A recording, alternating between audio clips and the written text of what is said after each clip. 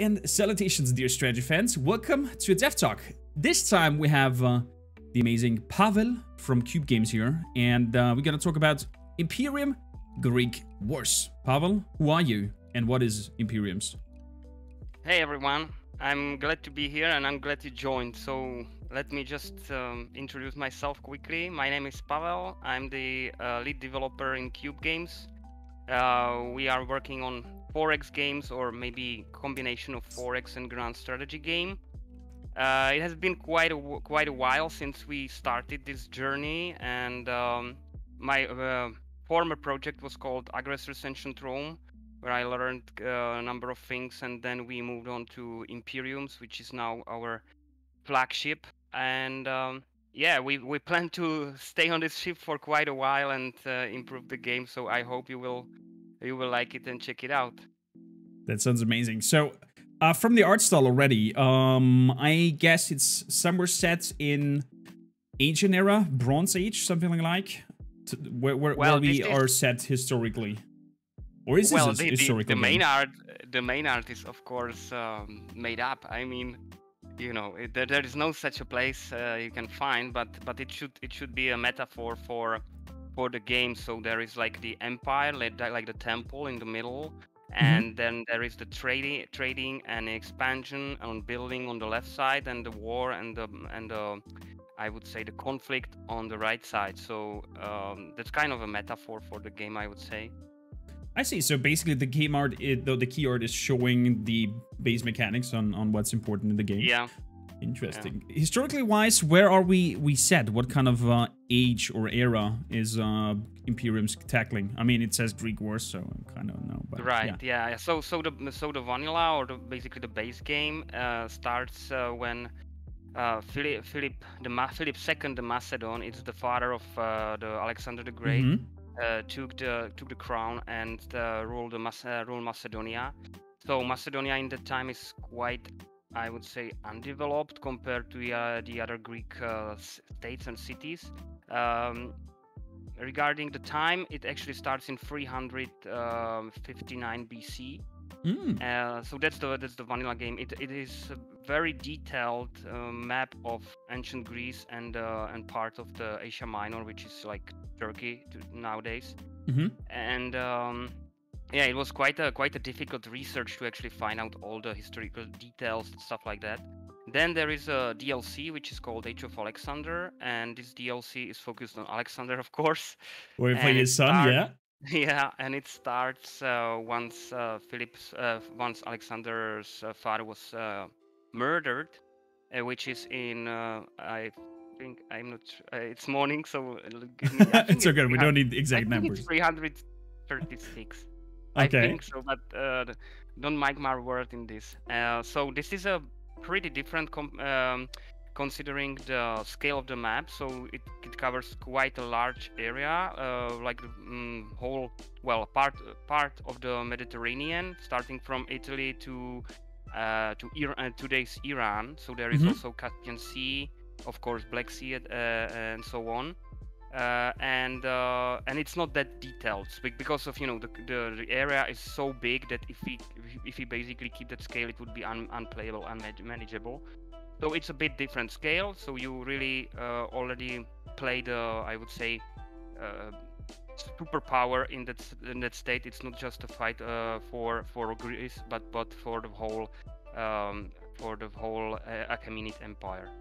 And then there is the recently released DLC called Rome vs Carthage, and as you might guess, it's a whole Mediterranean, including the Gaul, and there are parts like Germania, and there is also I think it's it actually on the east it goes all the way to the Caspian Sea, where the map ends, and it starts in 301 BC.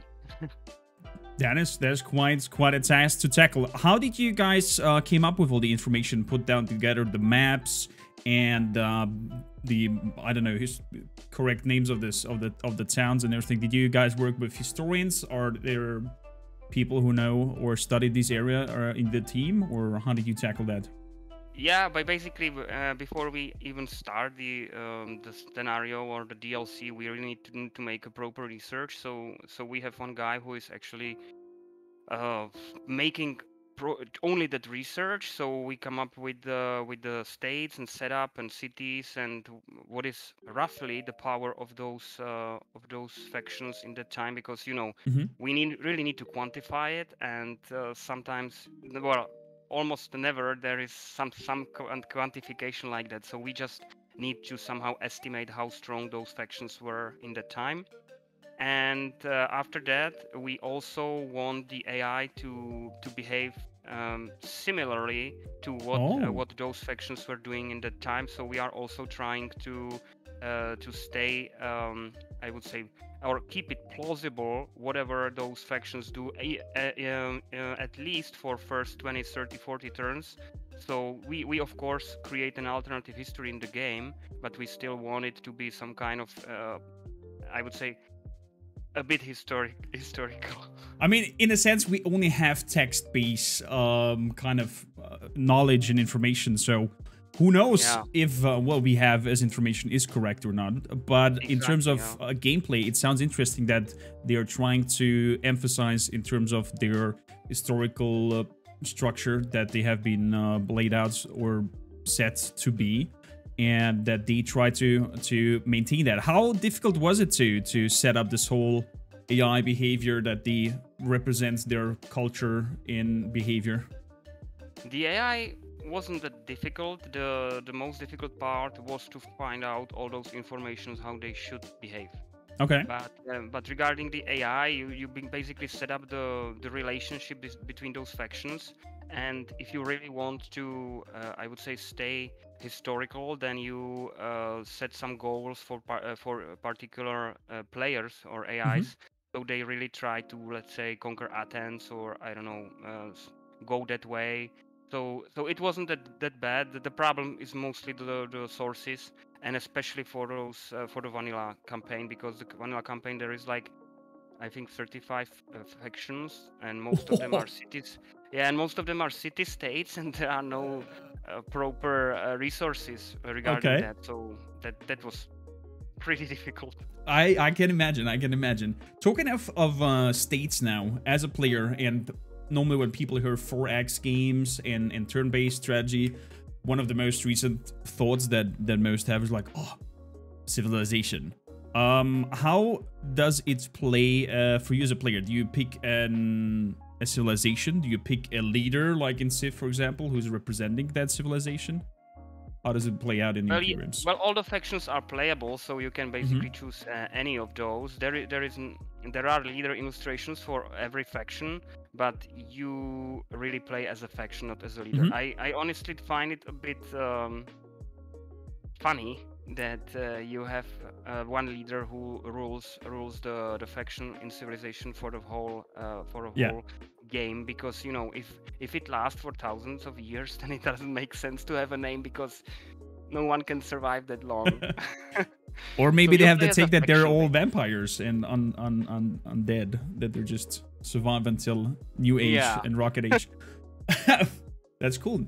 So, do they also have all factions their own kind of mini mechanics to set them apart? Like, I don't know, Gaul having some sort of tribal stuff going on, or Rome having maybe some more emphasis on military structure and being better in that case? There How are do they definitely some distinct themselves? Yeah, there are definitely some differences in the factions. There are different army types. So, for Mm-hmm. example, Roman Republic has different units than Greek cities, and Greek cities have different units than, let's say, barbarian nations.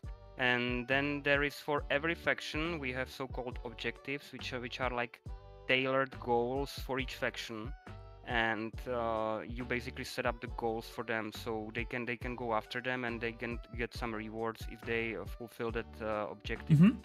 It is actually quite, I would say, time consuming to set this all up, because if you have like 30 players and every player has like 10 tailored goals, and some of them get unlocked on the way, then it's quite time consuming. So this is definitely something what I consider to be very faction specific and different experience if you choose another faction. Of course, the setup is different as well. So you can start as a, let's say in the Rome versus Carthage, you can start as Carthage, which is like a biggest superpower in at the time, Mm-hmm. or you can start as a, I don't know, you can start as let's say Gallic tribe, and that's a very different Mm. experience because they are not as evolved as Carthage, so they are fighting. Uh, they have basically totally different problems. They care about just stay alive, have enough food, and try to build first roads to increase the production. Yeah. And on the other hand, there is Carthage, which is basically roaming around with triremes in Mediterranean. So the setup is basically asymmetrical. So it also makes it more replicable because you start usually with a bigger faction, and then as you get better and better in the game, you can try or start trying these very small factions, which Uh-huh. might be quite a challenge. That's amazing in terms of replayability because as you can set up everything, it's even if it's the same scenario, taking out the latest DLC, Rome versus Carthage, you can just like mix it up and try different faction, or as you said, like start smaller and try to get out of there. Throwing into or jumping into mechanics a little bit, how does the interaction with the other factions work? How in depth goes the diplomacy part, for example? I think that I would probably point out rather the praises of players Hmm. because those are the users of the game and they should evaluate it. So what I hear from them is that they really like the trading system, they really like the diplomacy system, and even for I would say tactical fans, the battle itself is very detailed. Hmm. There is no battle view like for example there is for Total War series, Hmm. but the number of I would say I don't know um, the number of aspects which are considered when you are attacking or defending against enemy is really high. So there is like army moral, there is like loyalty, there is like terrain bonuses, Oh, there is okay. like experience and supply lines. So everything, all that is basically mixed or calculated in that battle result. It is automatically, I would say, outcome, but you should know if your army is strong enough actually to get to this battle based on all these all these aspects. So Wow. these three things I think are the most interesting for the players. So the battles are, I guess, turn-based setup. Like you move your unit next to the field or hex. We'll see in a bit how it's played out, and then see attack. And it Yeah, runs through terrain modifiers. It runs through rock paper scissors modifiers. I guess like spear is good against horse and stuff like that. yeah. Uh, wow. Okay, that's cool. I like that. I like that. Yeah, there is like I think there is altogether like 12 different aspects which are taken considered in that in What? that battle. Okay. Yeah, yeah. So you can actually if the followers are interested to find out more, we have the manual publicly available, and it's all described there. Just to see what you would get into if you decide to buy the game. So I would recommend just to check it out and see Wow. how in depth it is. That sounds And amazing. For those, regarding, yeah, yeah. sorry. Regarding the diplomacy you asked, I think that the number of options in diplomacy is really high. You of course can be in peace or war. Hmm. It's clear, but then you can go into the treaties, and there is like 11, 12 different treaties. It's kind of a mutual pact. So you decide to let the other faction to let his traders to go through your country, or you show Wow. him his map, or you basically go into like a defense pact. So if you are attacked, then they will declare war on the attacker. And then there are concepts like confederation or federation, which basically is some kind of union. And in the confederation, both countries keep their economy and army, but they have Hmm. joint foreign policy. and in the federation, it's pretty much already one state, one union. But the problem there, or maybe the glitch, is that the member, or let's call it slave, or someone who is actually not in charge anymore, might revoke that later as well. So you still need to be careful if you are treating them well, because otherwise they might revoke it. Wow. Okay. That I love that. I love when games are going so much in depth and into detail. Talking about in depth and detail, we have an interesting question from Chad. Orkind asks, I'm curious about how hard was it to keep the game historically accurate while keeping them not too much realistic, so the game still makes fun. Well, like I said, we are actually creating alternative history from the first turn. So it means that the only thing we can do is to create some kind of immersion that it's going the way it should, and that's what we are trying to do with AI. On the other hand, the setup, the first turn should be as historically as possible, and there are from time to time trade-offs, because let's say one faction we want to cover in the scenario is so weak that it wouldn't be able to survive till turn, I don't know, 10. So we of course need to, I would say, give it some bonuses just to make it possible for that faction to survive. But I wouldn't say it was that difficult. I think this, but yeah, it should be at least the setup itself. Once you start the game, it should be historical. I would say properly historical. And once you start playing, then you of course need to think about alternative history as a thing Yeah, which is going yeah. on. So in other words, you have an foundation set in terms of the atmosphere. Let's call it atmosphere, and then from there, it's your doings and your knickknacks that alters and tells the story where it goes from there. Yeah, exactly. That sounds amazing. In terms of customization, can you, I don't know, can you even as a player create your own scenario and just say like, okay, I want the Mediterranean map. It doesn't have to be historically accurate. Just give me faction XYZ, and everybody starts with a settler, for example, and you just then try from there to see how it goes and expand. Well, this is something what players who like modding or creating scenarios might be really happy about, because we not only have the I would say generation of new worlds, like you can basically decide how would you like to seed or create a new world, and it will create a new world for you and you can play it. But there is also an option for scenario creators to create their own scenarios and also share it with the other players on the Steam workshop. So you basically can really create your own world. The game is also moddable, so for, I would say, all advanced players, you can create basically totally different worlds. There is even we have one modder who created like a fantasy setup, so there are elves and stuff like that. So Okay. if you have time and you are into this, then I would definitely suggest to check it out. Oh, definitely. I love modding. I love modding and check out crazy weird stuff. If anybody of the modders is in chat or watch this video later, give me, I don't know, Lord of the Rings in Imperiums.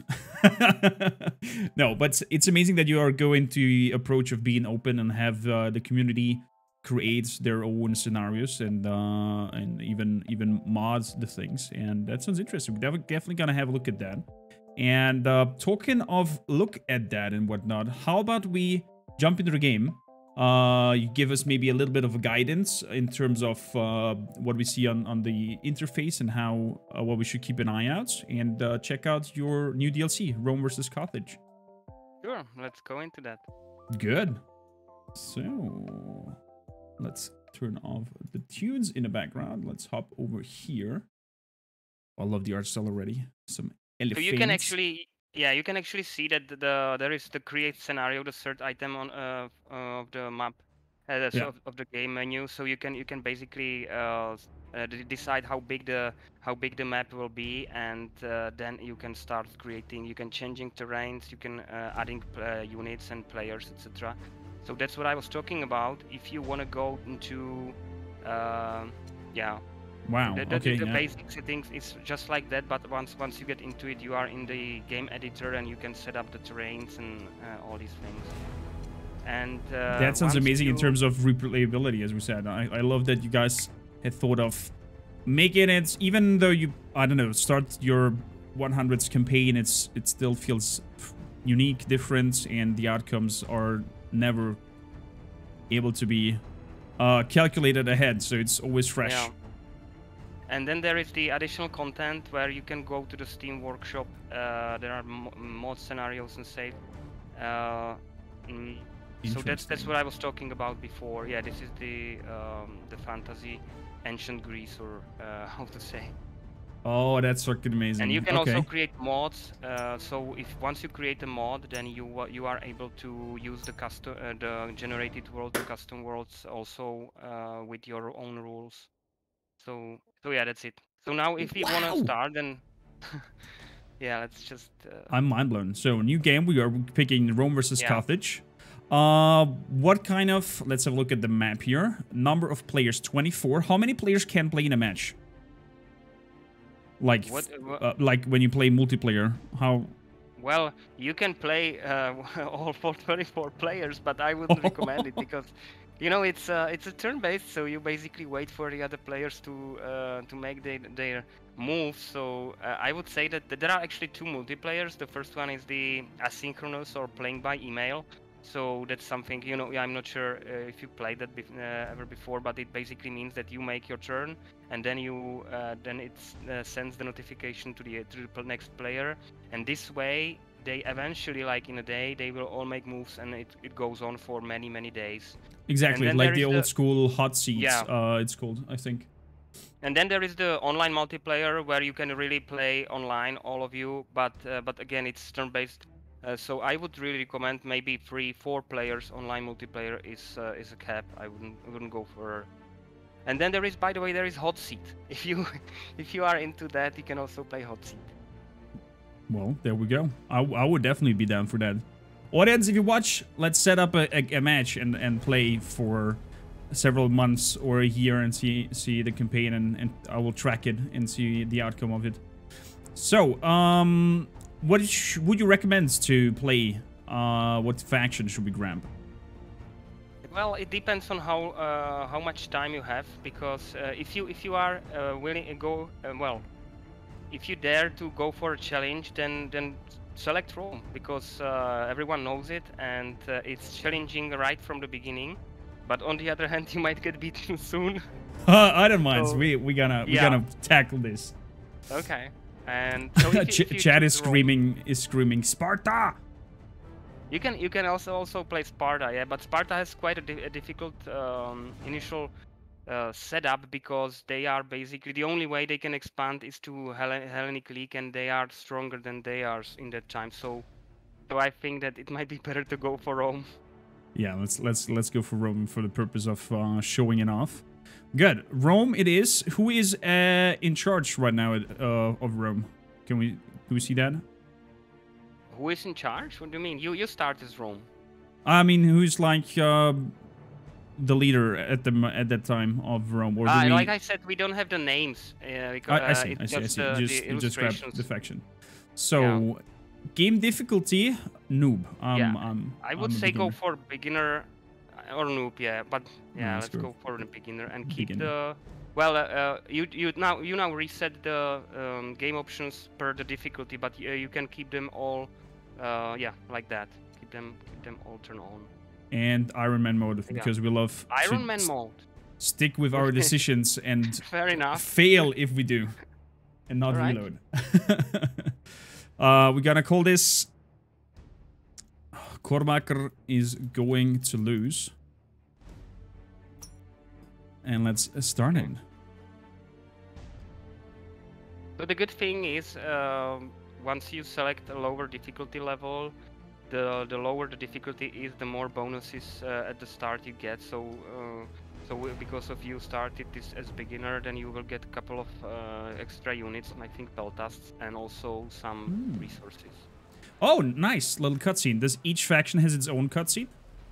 No, there are groups. The lands So of the so you central this is the Mediterranean are cutscene for scorched, as Carthage, many Rome, powers and try to assert their I influence, think creating Samnites, tensions because that they are can close easily together. This escalate to basically full-scale war. set the scene The of island that of Sicily area. is So you contested will between find out the Carthage, details an about Italy, economic what's and going political on right giant, now and in there. Hellenic cities that control the Exactly. south of the Exactly. Italic I'll let the peninsula. viewers and the players Both find out sides more of the vying to cutscene and let it watch themselves. And we get here a little bit of a Yeah. information of the situation. This is the introduction into the scenario itself, and then there is a next window is the introduction for the specific faction. So you basically get historical details about what was going on before you have chosen to rule Roman Republic. So this is more for a historical buff or someone who really want to get into the game. Oh, if when I'm gonna retackle this and be on my own, I definitely I'm one who loves atmosphere, and I always read those out and go in depth. That's good. But for now, we are a little bit Yeah, under time pressure, so we're gonna just jump into it. What kind of units do you have in terms of, like, is there builders, is there warrior units? How does that function? The most important builder unit is settler. He builds roads, fields, farms. He can chop wood. He can also build towns, etc. Then there are warriors, which are like semi-builders, semi-army units, which are very weak, but on the other hand, they can also they are also kind of settlers in a way. And then there are armies. So armies, for example, you have those two peltasts. This is the one, and the one in Rome. And once you get further in the development of the invention tree, you get advanced units like Greeks to get hoplites. You get principes, and then you get legionaries, etc. So there are like tiers. And of course, there are units like naval units like biremes, triremes, and also there are some, I would say, special units like emissaries. Those are like a single man who is traveling through the map, and he's trying to lobbying for your country, so you can slander other factions. So you basically go to your neighbor and say, hey, I think that this guy is really not worth your attention. You Nice. Yeah, and so then there are... Yeah, go ahead. And then there are generals, which are also kind of a not single man unit, but a small group of soldiers, and they have two special capabilities. The first one is that they can encourage the army units, so they have basically higher morale, and then they can also initiate a revolt. So they basically can go to a very unhappy city, and they can try to pursue the people to switch sides. Oh, so it's not always about war and making enough units to just dominate them all. All of that different approaches. So, in terms of Rome, what do you reckon should we focus on first? I see we're having here Rome, of course. I see a little red dot over here. So, Sparta, are they related to us somehow? Or are we in a... They basically want... The reason why you see them is that you have the mutual treaty to see each other's tiles. And when you open the political map, you can see that you have right now two neighbors. The first one is Samnites on the south. It's the white flag, and Etruscans on the north, and they are both in war with you. They basically are they are allies, and they are trying to get the final go to the final push and destroy you. So that's why the Rome is in a very difficult situation, because you have enemies all around. So the only thing what you should do is to at least survive right now. Okay. Can I like try to I don't know, encourage Sparta to come over and be like, hey, help me attack the boots from the south? You can. The problem is that these things takes time, so they need to build fleet. They need to get an army, and then they might disembark. But at the beginning, you are on your own. You have a relationship, very good relationship with Massilia, which is basically Massilia should be to the west, if I'm not mistaken. Yeah, There yeah, we this go. is it. You Yeah. have you are in I think Brothers in Arms. Brothers in Arms basically mean that they will whenever you declare war on another faction or another faction declares war on you, they go to the war as well. Mm. So that's something you definitely should take advantage of. They might eventually decide to go to the union with you, but it also is not something you can do straight away. So the only thing is now to play on the map, basically be a good, I would say, general in this. Oh my. I And see. you I need see. to they will come, the Samnites will come, and maybe the Etruscans will also come. So the key to win this war, the Samnites war, is these highlands. You can see that there is a when you zoom in, that you see that there is some this part. It looks like empty part, yeah, where is this gold mine, etc. And whoever controls these highlands usually wins the war, because there is a huge terrain bonus to keep the or hold these higher grounds. So you should first try to conquer these and also the gold mine, and then try to survive there, and and Okay. then start building the economy and infrastructure as well. I see. I see. What I like here about with how the military works on your side and the, let's call it, faction line or border. When I move, for example, here now my unit in. Yeah, I think that this unit can move first the next turn. Exactly. And these two. These are the extra units you get, but to not make the balance too off, they cannot move the first turn too far. I see. I see. Well, let's train maybe the units before we send them out, Yeah, because that the might be a resources good- are yeah. not too expensive. So we're throwing in him. He can move one slot, although I think maybe even I will send them back to... Can I train multiple units in a town? No, it's only one. Just one per turn. Okay, good. So what kind of resources do we add here? We have gold, we have coal, we have stone, we have iron, food, wood, knowledge, influence, slaves, citizens, happiness, and corruption. Ooh. That's I a guess- lot. I guess when the slave citizen ratio is too high, that might become a problem. Yeah, but on the other hand, also the other way. If it's too low, then there is no workforce, and the production goes down. So you really need to keep it in certain I would say range. That sounds interesting. That sounds interesting. So I think we've done everything we can. We're building here a field with our man. Rome has this range. How many tiles does a range of a city expand? Well, it's quite big. I don't really. I'm not sure what is the count exactly, but it changes with the size.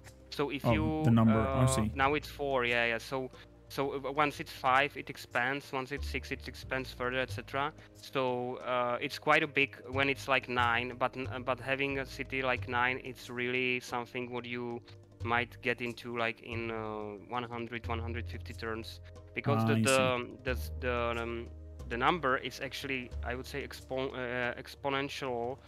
Considering the citizens number. So when you have like 2 cities of size 1, it's not the same like 1 city of size 2, and the same is further once you get further. So city with size 9, it's like I don't know, like 100 cities of city size 1, because the city size is exponential and not just linear. That's interesting. I also see here that some of the... We just jumped into the research tree that I like already, that there's stuff that you have developed already. There's stuff that is in development. It's kind of yellow. And there's stuff that is available. And there's a lot of like unknown yet. Are these kind of randomized, or are they set as in terms of, okay, I know that if I research this, I will get potentially this?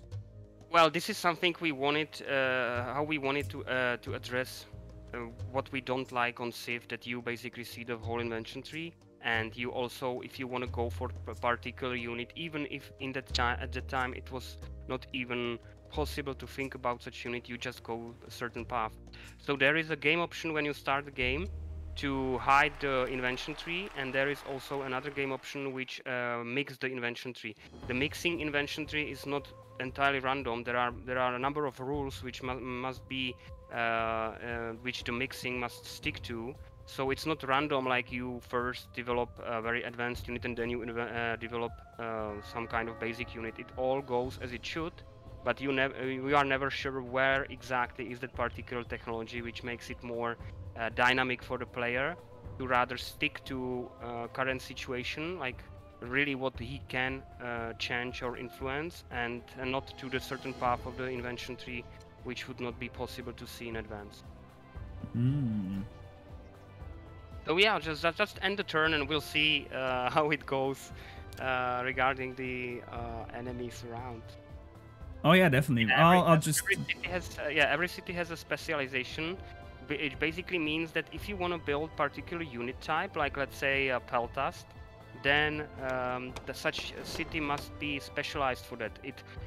Players can imagine it like there is a facility, like a barrack, where these Peltasts can be trained. And without this barracks, it's not possible to train these Peltasts. So you need to specialize that city. And once you do, then you can start building or repairing those cities. Those units in that city. Oh, that sounds amazing. That sounds freaking amazing. There are also buildings you build. You see, this is shipyard. There was a blacksmith built by Spartans, and these are built directly on the map.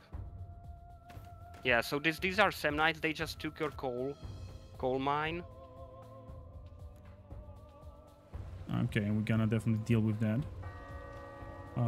So let's grab one of the units, and we're gonna move him all the way through the roads.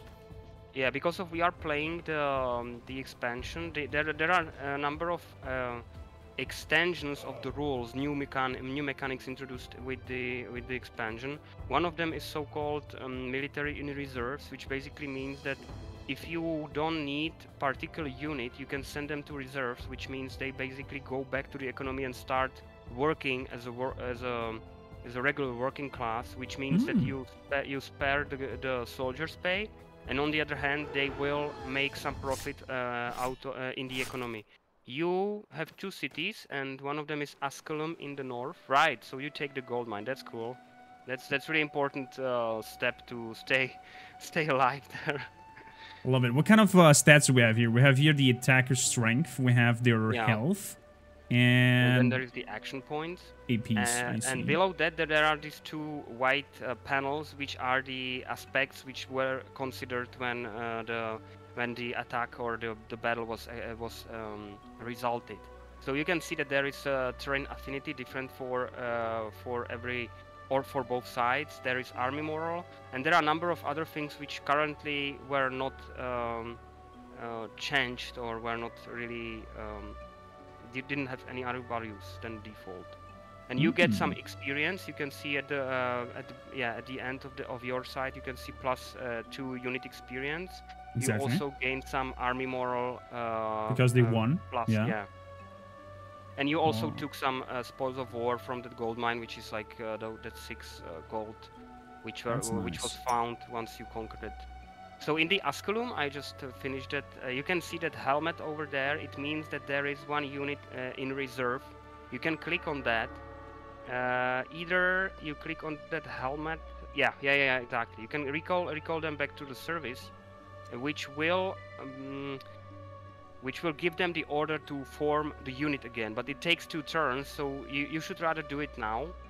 And that will provide you that Peltast in like a couple of turns, so you can count that there will be some additional reinforcements later. Good. We're gonna throw him into training. The settler will. Do you have to build like certain buildings on the mines, or do I just conquer the position and build a roads to it? You should definitely build roads, which once it's connected with cities and later with blacksmiths, it multiplies the production of these goldsmiths. And then you should also build these buildings like the Spartan built blacksmith. But I think that you don't have the technology now. You can we just have forts. Yeah, you have just forts. So need to basically get more developed in the invention tree to get to the blacksmith building. Wow. You can also just check out the diplomacy window with the faction you are in peace with. Yeah, just select, for example, Massilia or any other factions. Well, let's grab Carthage. Yeah, sure. Just an overview of what's possible there. So the population is higher, the economy is higher, the power is higher, the countryside is higher. Yeah, then there is the trade, which basically allows you. No, that's the other button below. There. Trade. Yeah, and this allows you to set up a new trade. It's like an offer. So you basically say, hey, I have this set of resources, and you specify the particular resources and their amounts, and you also ask for specific resources with amounts from him, and then there you negotiate the prices. So you basically can say, hey, I have enough gold, I will give you 1 gold per turn. Will you give me 2 gold per turn for that in return? Or knowledge, because yeah, sure. You can also trade knowledge, which is like I would say abstract resource, which means that they will teach you stuff, and it increases your level of knowledge. Yeah, so you can. So 1 gold for 1 knowledge. Then you can set up the trade duration, which is totally up to you. How long would you like this train to sustain? And we have a surplus of 3.9, so you should be able to sustain this trade as long as you want. And then there is the trade loss limit. Basically, I don't want to go into too much detail, but the way trade works is that there are some so-called trade paths, trade routes, and these are the shortest connections between you and the other faction. And once these connections are the longer they get, the higher the trade loss limit is, which means that you need to pay extra to transport these resources. Oh, that is good. Okay. For example, have this trade loss 4%, then you don't send there 1 gold, but you send there 1.04 gold, and this 0.4 is actually lost on the way as a fee of those traders to transport it to their the destination. That's amazing. Yeah, there are different trade offers. This is already quite detailed, and I don't think that there is enough time. So basically, the reason why there are different trade offers is that you want, for example, 1 gold, exact amount you want from that faction, or from Carthage you want exactly 1 knowledge. So that's one offer. But the other might be, I have exactly 1 gold. How much knowledge would you give me? So you can adjust it. And then there is exchange demand, which means basically I want exactly this ratio of the trade, and you should rather accept that, or it will worsen the relationship, etc. So there is quite a lot of things to explore in this way. The trade is really, I would say, detailed. So I keep talking with players who were not aware of particular things they can do in the trade, so it's really that's quite interesting. And also recommends me what they have the most surplus of and what I have the most surplus of. Yeah. No, it's not what you have the most surplus of, but it is what they would like you to offer them. So I see. They don't have food, and that's why it's recommended to offer food. Like, they will be really happy if you offer them food. Well, then let's grab food instead of gold. Yeah, but this is not exhaustive list. You can also offer them other resources which are not in the recommend to offer and request, but these are the most important. I see. Interesting. Well, let's try and see if he accepts our proposal for 2 food for 1 knowledge. I'm gonna send that out. So now it's basically the traders are sent to negotiate the price, so it all goes in turns, so you need to wait till the next turn. Oh, that is... Oh, I love the immersion where you guys are approaching here. I really enjoy the immersion of taking in consideration that it takes some time that your message arrives at the other opposition, and then they negotiate, and then the trader comes back and it's like, okay, he accepted, no, he wants more, or he pays less. Wow. Okay, that's cool. Well, it actually is very useful, because then you really want to sign trades long term. So it's not one-off, but you really are into long-term trades, and these trades also improve relationships. So basically there is really the rule which is historical rule, like players or factions, countries which trade with each other don't go into wars. It's really true here because they really want to maintain those trades, and the trade itself also improves the relationship.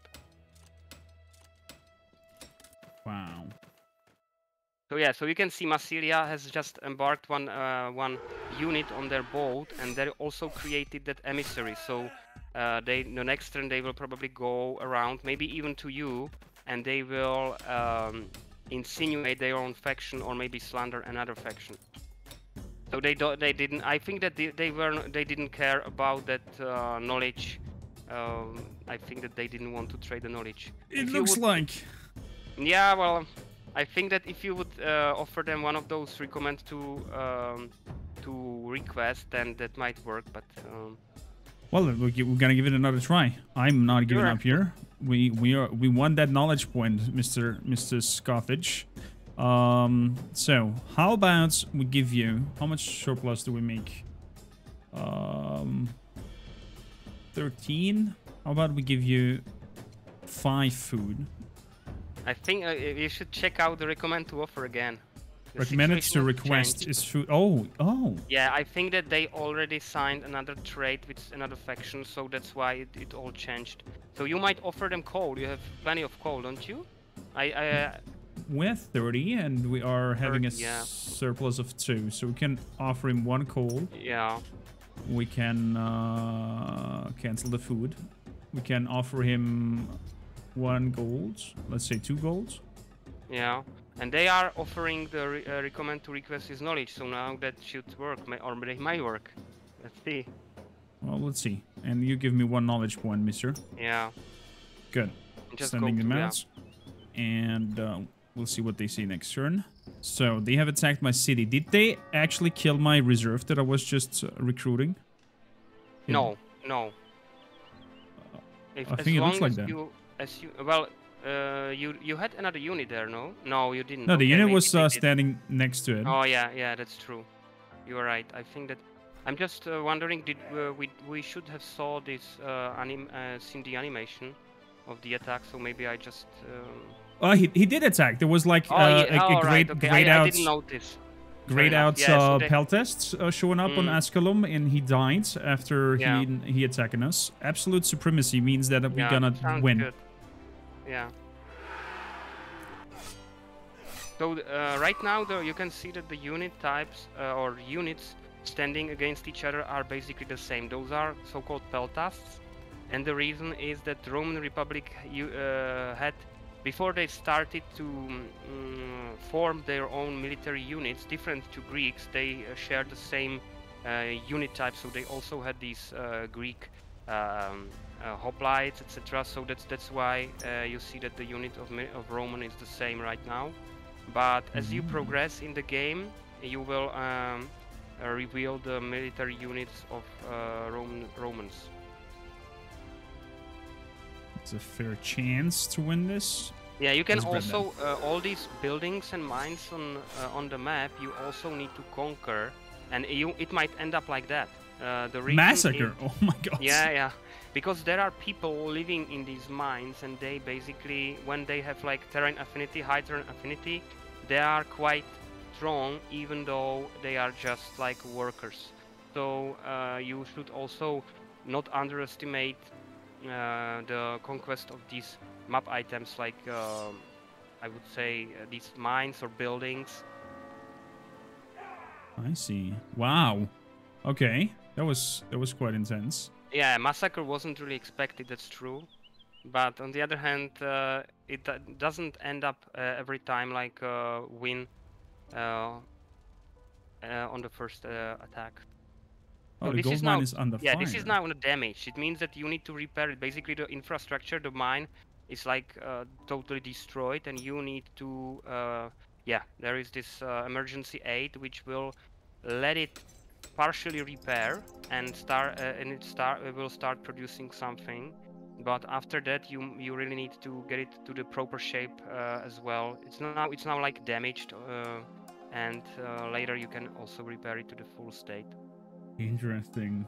And I also noticed that Neapolis, for example, lost its number of citizens. So Yeah. I guess there is a unit gonna be created over there. Yeah. But once you recruit a new unit, then from that city and nearby cities, it takes those citizens and get them or put them into that unit. So it means that you, for a long-term wars, you really need to have citizens to actually maintain the army, to repair them, etc. So yeah, so it's lowering with the new created units. Oh, that's interesting. I love the, yeah, as I said before, I love the in-depth motion that we're having here. How deep it goes in terms of mechanics, in terms of replenishment, and unit types, and also the mechanics in terms of combat, as in, okay, he's on this kind of. Oh, there we go. Trade accepted. Yeah. So now that the trade will start next turn, and then it will keep. They will keep sending this knowledge. Ooh, the Gauls wants a peace proposal. Yeah, so you can check up the political map. What are their relationships? So you can see that they are not in contact with many factions, just few. The reason why the map is actually there to check out is because, let's say there is a faction, and this faction asks for peace, but your ally is in war with that faction. If you accept that peace, this ally will be disappointed, basically. Ah, I see. Okay, yeah. I mean, we have a war going on with my imminent neighbors. I think having for the moment a peace with goal is not a bad idea. So let's accept that. Love the art style. Yeah, some of those illustrations are our, I would say, testers and volunteers and translators. Wow. So this is like a hello or a thank you for your effort. Good. We have the coal mine bank. Does that mean that that coal mine is also destroyed and needs repairment? But this is only damage. So once you repair it now, it will be fully functional. The gold mine was damaged a bit more. Okay, I see. Good. Let's bring up our, I think, fully trained. Yeah, he's fully trained. Let's bring it down to the south era.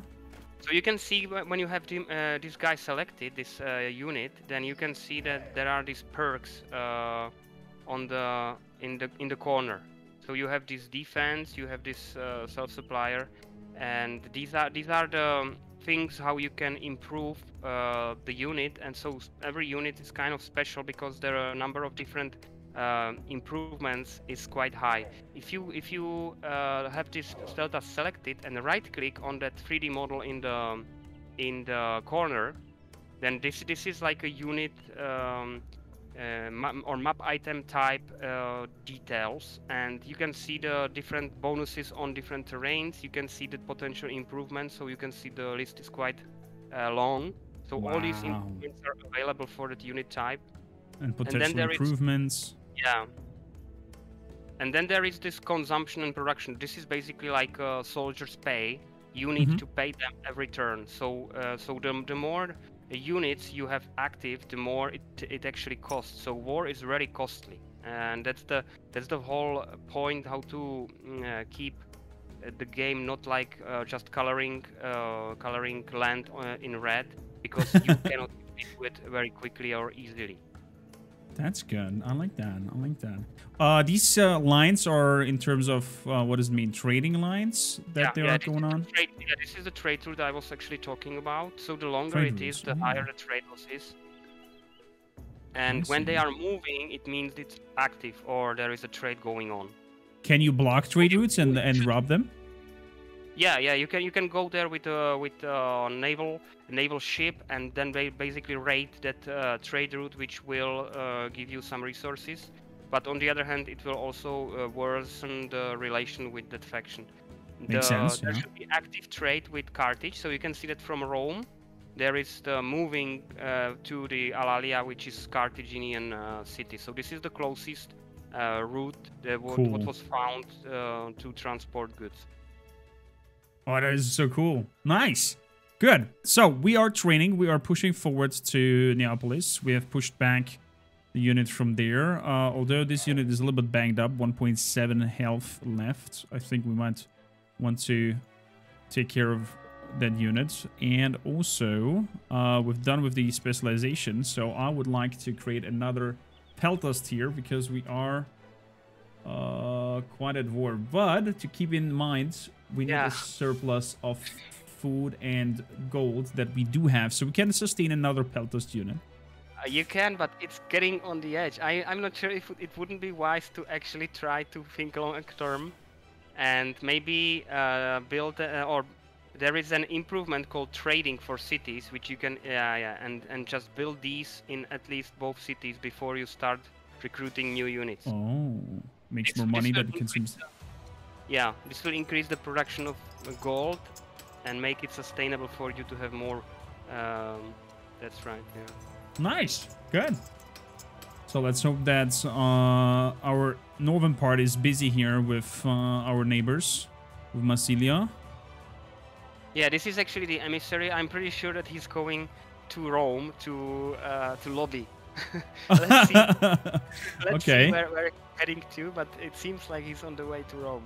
We'll see in a bit. We'll see in a bit. So, good. Next turn.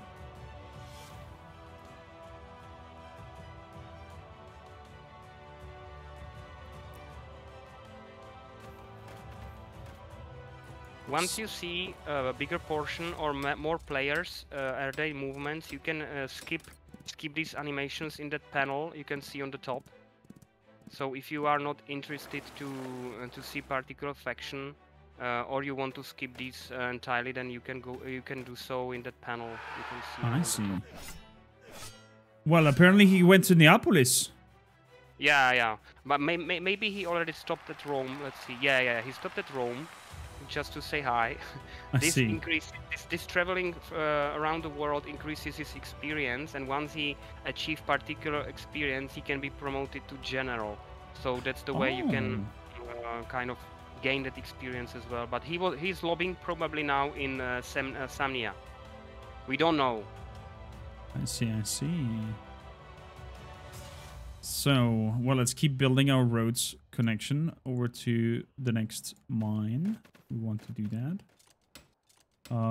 In terms of healing, how do you heal a unit? I see over here self-healing. There is a number of different ways. The first one is this self-heal. You need always to be fully, or the action points need to be 100% for the turn, so you cannot do it now. But you can do it here, you can do it here. So there is self-heal, which is like very slow but cost-free. Then there is recover, which costs resources but is also faster. And then the best way to heal unit is to actually bring them to that city with such specialization. So the very specialized for Peltast, and heal them inside, which basically means that they will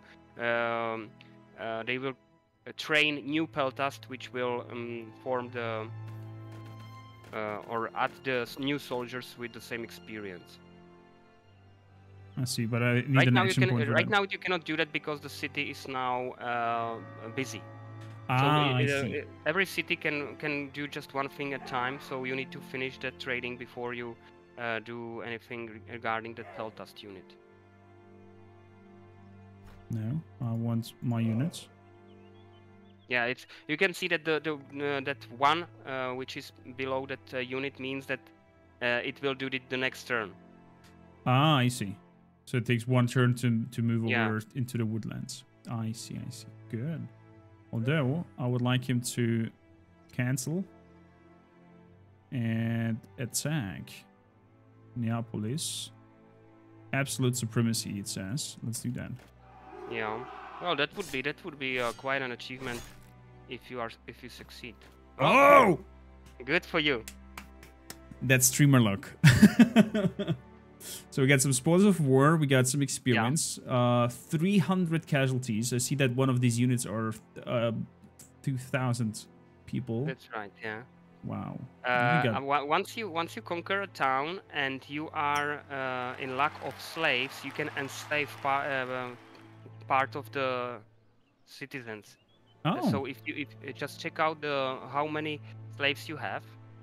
Yeah, you can also now appoint a new emissary and start lobbying as well.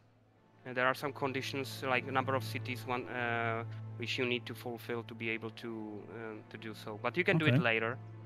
So if you check out the ratio of the slaves, if you just hover over that, and there is, yeah, it's quite okay, I would say. But in case it isn't, you just click on that newly conquered city and you go for enslaved citizens. But if you see it's there, so it will bring you some citizens. Yeah. But if the city is too small, it will basically destroy the city entirely. So maybe in this case, it's rather better to repair it. Good. So we got Neapolis. Nice. You gotta skip a turn there. Good. What else can we do? Neapolis is under repair. We have over here the settler. He's gonna be healed next turn. They're building the trading stations. Yeah. We are 2 more turns until we get monarchy. You might check out the trade if there is anything you are missing, or and you have something abundant.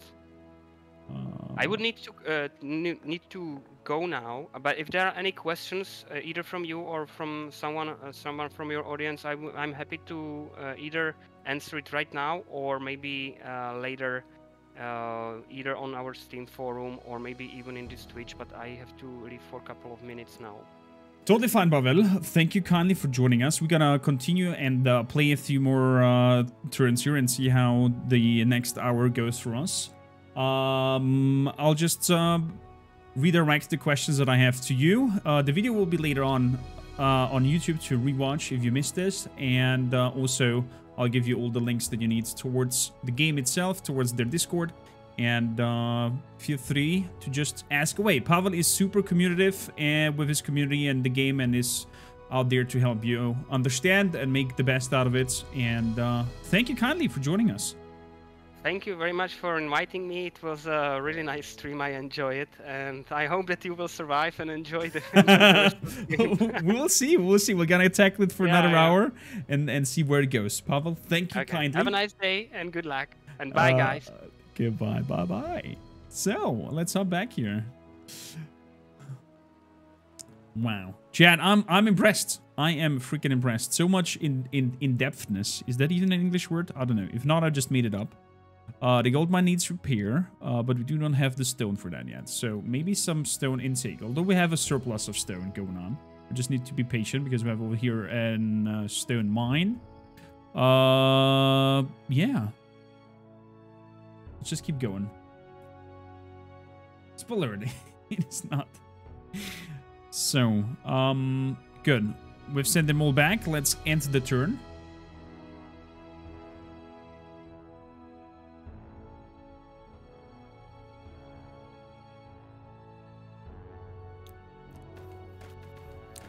This is like a miniature Civ game. I would not compare it to Civ. In Civ, you have your faction leaders that you pick and remain with them. Here, you pick the faction itself.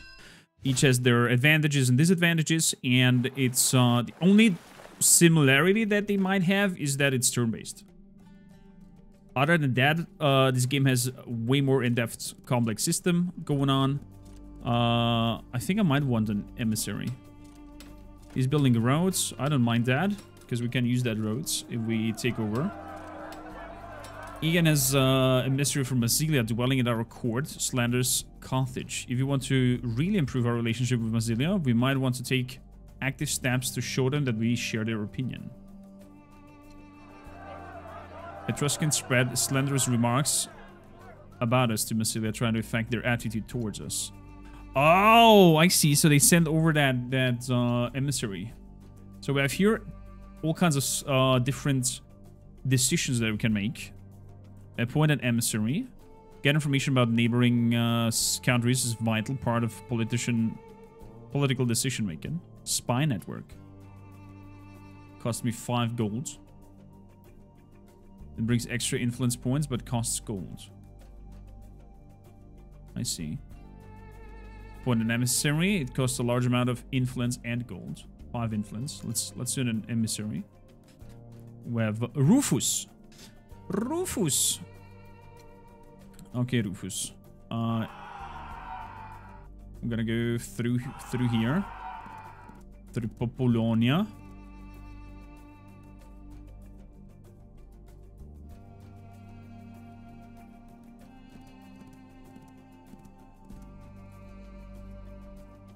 Enemy unit is on this tile.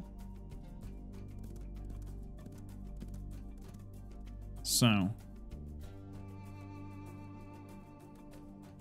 Emissary. Okay. So we have an emissary. What else? Let's check out the spy network. Spy network. New maps obtained. Resources yielded is 9.9 influence. That is good. Resources yielded suffer from the changes. -5 gold. That is okay. Spies have spotted 2 units of Etruscan and 1 unit of Samnites. So we have over here some Etruscan who are apparently damaged. They have some wars going on, I guess, with their northern neighbors. So, you, my friends, should get move units, recover.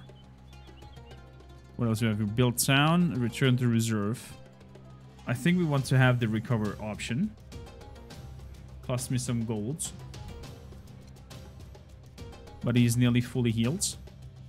You gonna skip 1 turn. We have you gonna self-heal here in Neapolis until that is done. That is gonna be built in 2 turns. Rome is still building, Asculum is still building, and we are done for the turn. I really enjoy the art style that they have rocking here for each faction. Let's jump over this, close the presentation. We have a new technology. We have now a goldsmith, and we have a monarchy. Monarchy increases the yield of coal, stone, and iron, but negatively affects knowledge and citizens. The ideal ratio of slave in its population is 25. Okay. Let me close this for now. Massila's only words of admiration as a delegate of the Hellenic League is trying to improve our relationship with the Hellenic League. We got this information. Interesting. Additional 86 knowledge of points gained. The scholars who came from far lands have carried their experience and knowledge of things. Also, the music is good. Counselor, new type of government. With the new discoveries of invention, you unlock the potential of changing the government to a monarchy. You should evaluate the existing governing principles that are the best of current situation. Political systems influence every aspect of the state's economy. For example, population growth and overall happiness of people are negatively affected by autocratic regimes.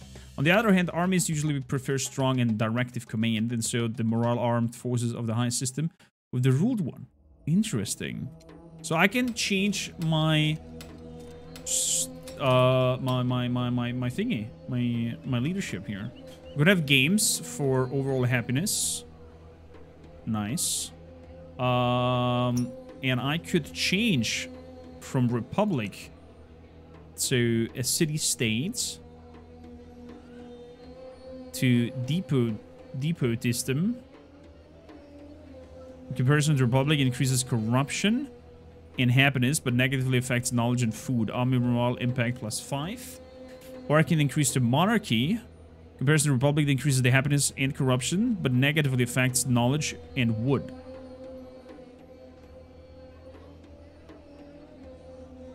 Interesting.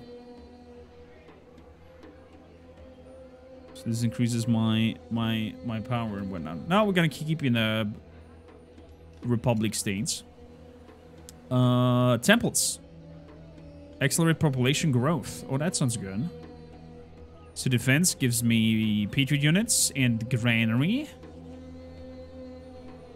We could have some stables. We can have a pathfinder and a smelter. We have a lot of mines over here, but I do not have enough resource to research that. Costs me 100 and something points. So maybe let's go for this one, because it's just 8 knowledge points. And we can even lower the price here to take, I don't know, 4 turns. And therefore it lowers my costs. Yeah, let's take one turn less. Gold mine is damaged and needs repairs. There we go. Let's go on full repairs here. You gotta keep on self-healing yourself. You got a huge boost in healing.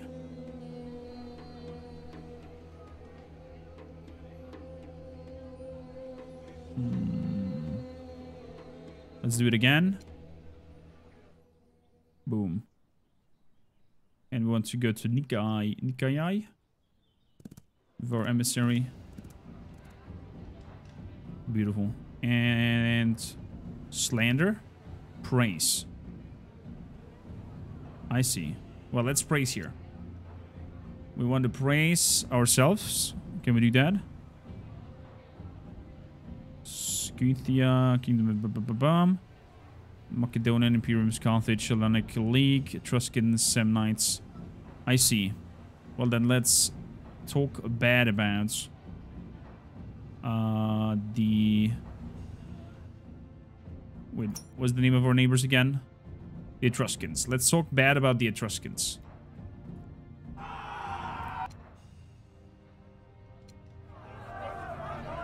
The actual impact of the activity is hard, but our emissary believes the attitude decreased by -1%. Okay. Fair enough. Fair enough. Let's also try if we can bring our neighbor, Massilia, into joining war against the Etruscans.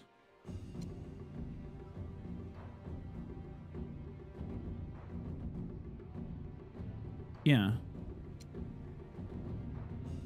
Unlimited. Set the duration of military campaign. Not reaching your goals in time will result in an automatic cancellation of the campaign with a negative impact on the mutual relationship of the campaign partner.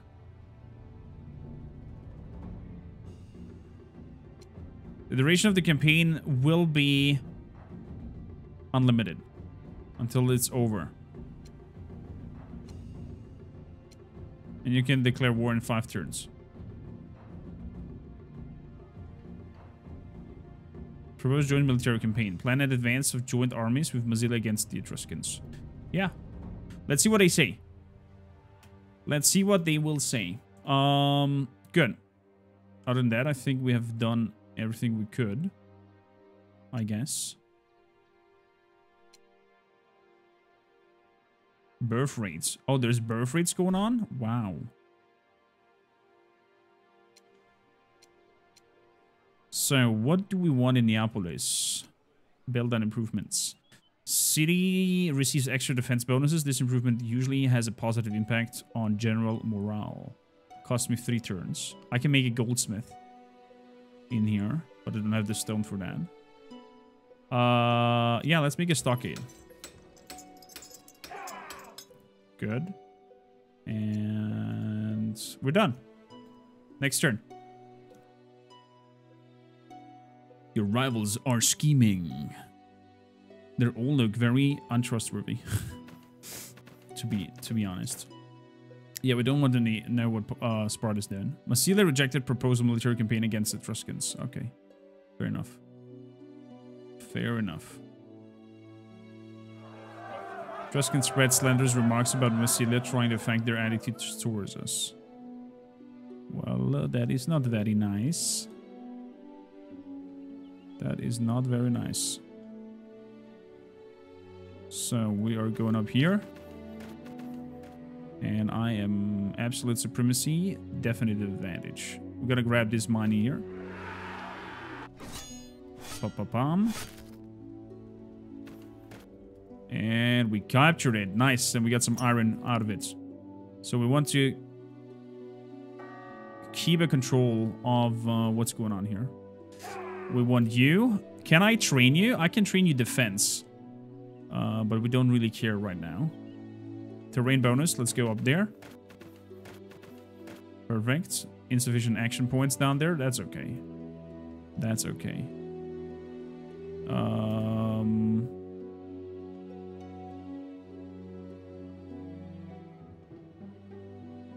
Yeah, let's try to keep slandering on. Attitude towards the Etruscan is peaceful. That's why. I'm just gonna keep talking shit about the Etruscans. And then they should, at some point, help me out, hopefully. So, Rome, you have built up some trading parts. We are now making a surplus of 6 instead of 3. That's good. So that improved. And now we could build an peltist.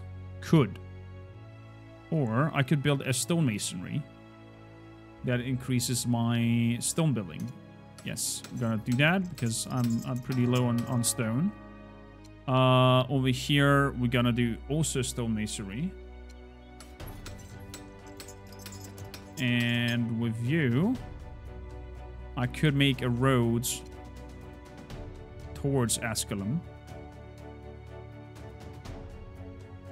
Do I want a coastal road, though?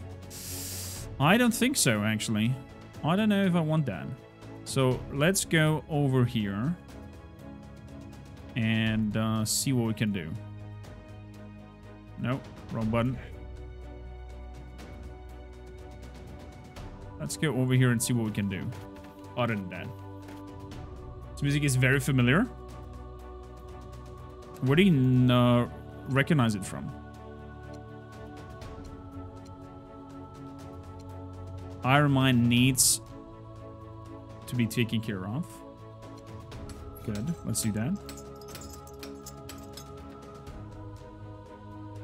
Use it in their videos. Interesting. Okay, everything is running. We're holding the line so far with Rome. We hold over. So for those who don't know, this is predates of the Roman Empire. Rome itself has not united the Etruscans under their banner with the southern faction. Massilia apparently is busy fighting down in the southwest, it looks like.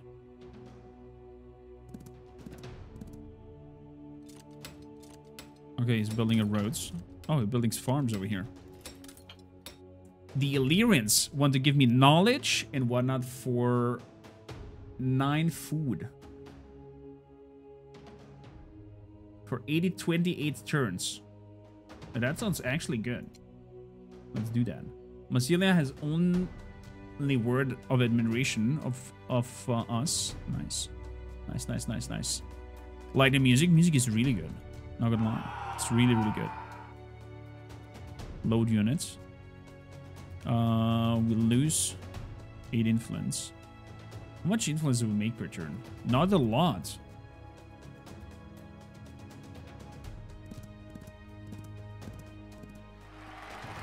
This is welcome to Massilia.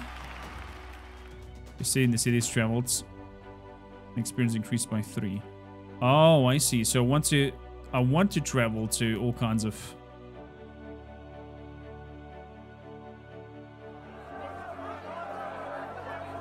Rufus has reached the border of Massilia as you ordered. You could have grown very fond of Massilia with the time he spent here. Its eyes should be... Shit. What was that? Misclicked.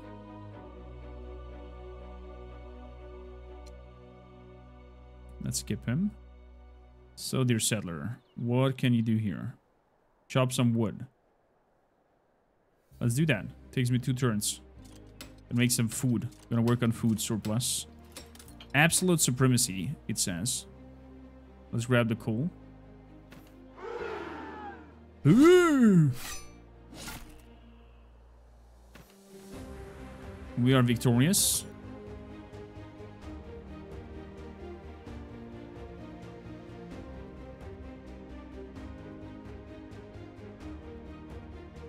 Bridge order. Tile supplied.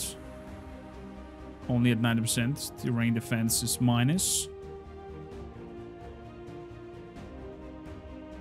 I got 45 here. Let's heal. Neapolis is building. 1 more turn. Rome is building. Asculum is building. Good. Next turn.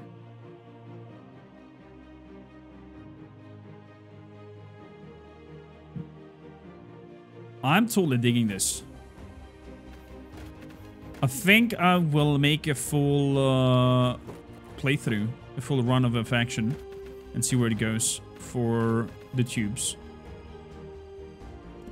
We've got to make a voting maybe in the Discord in terms of what faction we should give a swing and see how far we come in this war, Rome versus Carthage.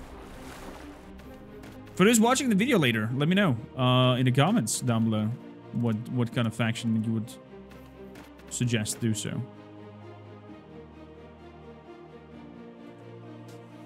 Roman Republic. They want 7 gold per turn. I have a surplus of 7. But it give me quite a good deal. The Hellenic League.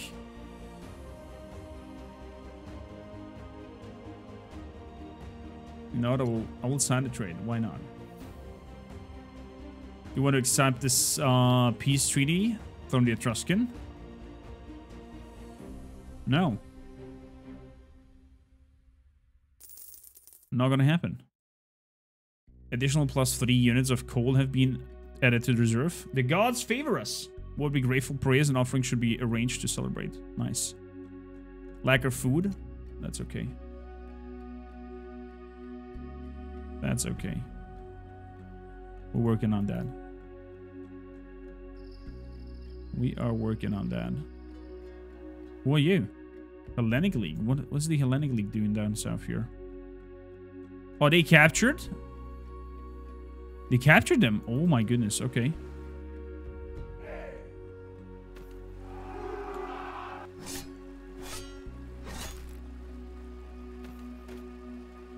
Very good.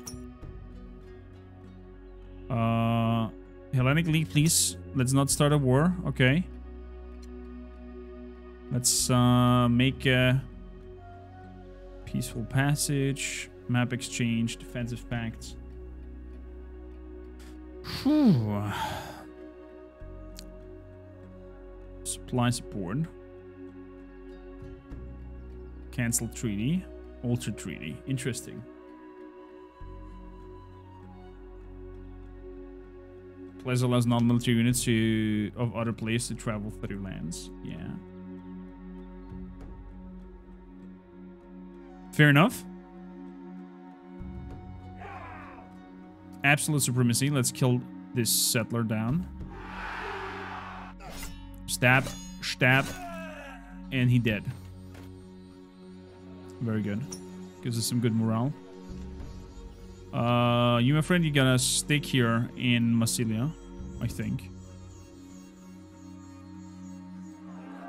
Rose reached the border of Massilia. There we go.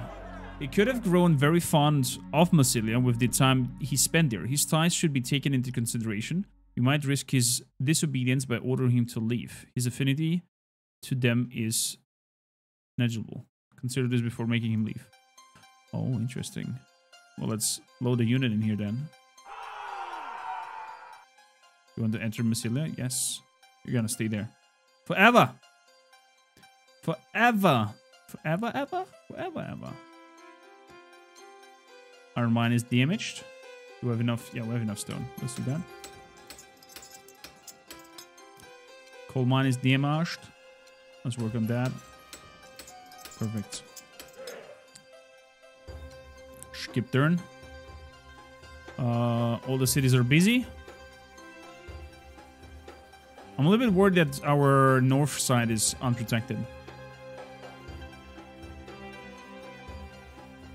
Let's so we can push the Etruscans into submission.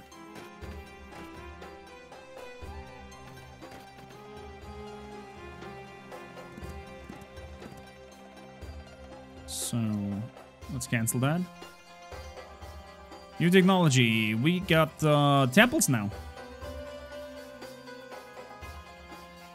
Carthage is offering me a gift. Okay, thank you. Thank you, thank you, thank you. Sadly, I have to decline that offer. I don't have the food for that. Samnites want a peace offer. No, not gonna happen. Not gonna happen. The scholars have came from far, bringing me knowledge points. Nice. Diplomatic trade with the Illyrians.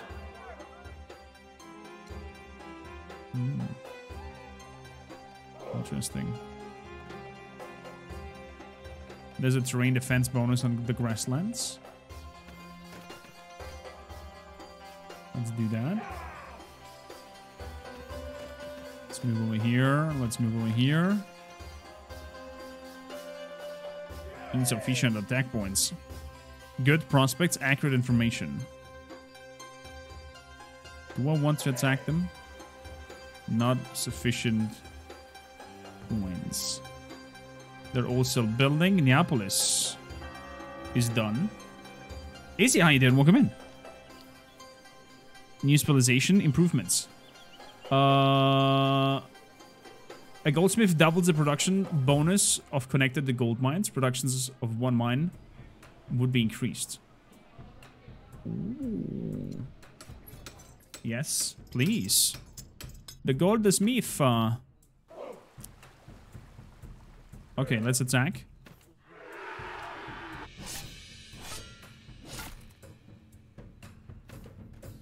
And we are victorious. Nice.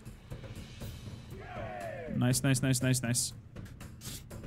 Good, let's see. What else is missing on my side? That is okay. They can skip the units. You can please make an field over here. Rufus, you're gonna stay there. You're gonna stay in Massilia and just, you know, do good stuff for us. Make a slander on the Etruscans.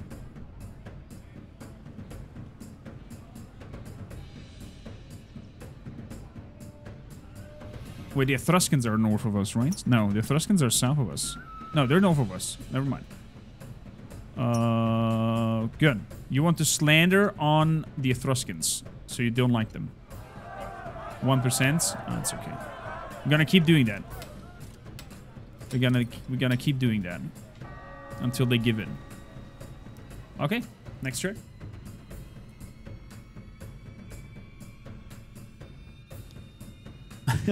The build-up in the music.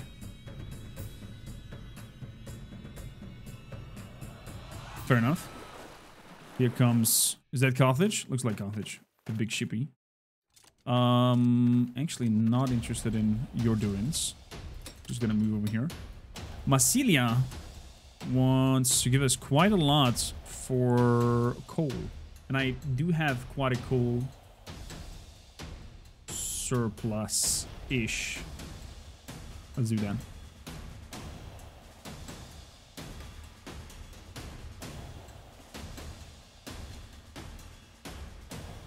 Let's do that.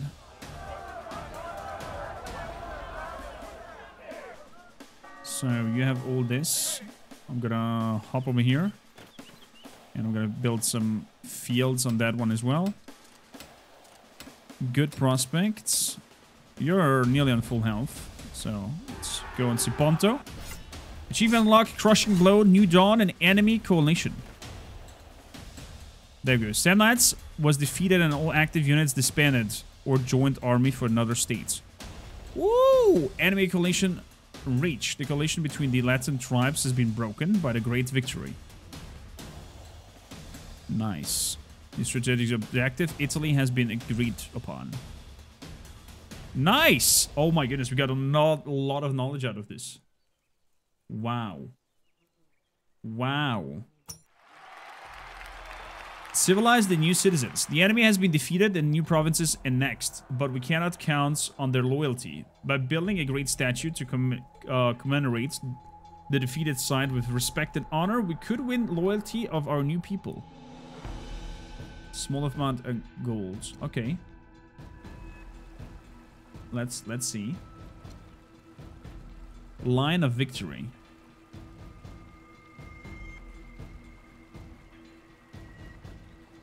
When enough gold and stone is available. When is that? Can only build after. Interesting. So our slave ratio is 37. So we're not gonna enslave anything here. But we're gonna rebuild the place. You're gonna heal up.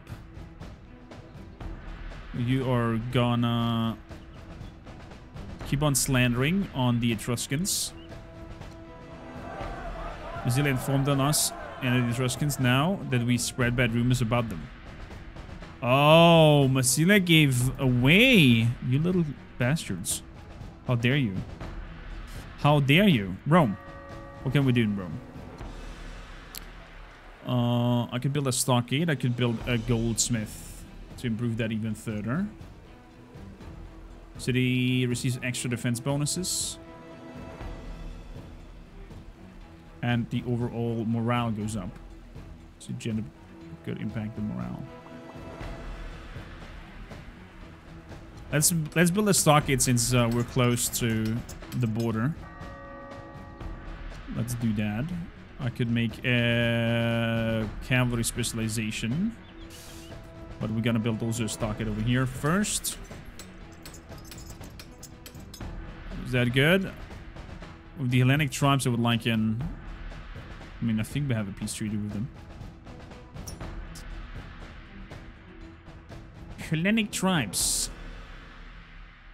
Peaceful passage. Demand offer of peace to another country. Demand peace cancellation with another country. Cancel treaties. Morale is decent. My economy is a little bit better than theirs, but their population is quite high compared to mine. Interesting. Interesting. Okay. So, let's enter the next turn. So far, I think we're just maybe lucky in terms of holding the line. Hold door.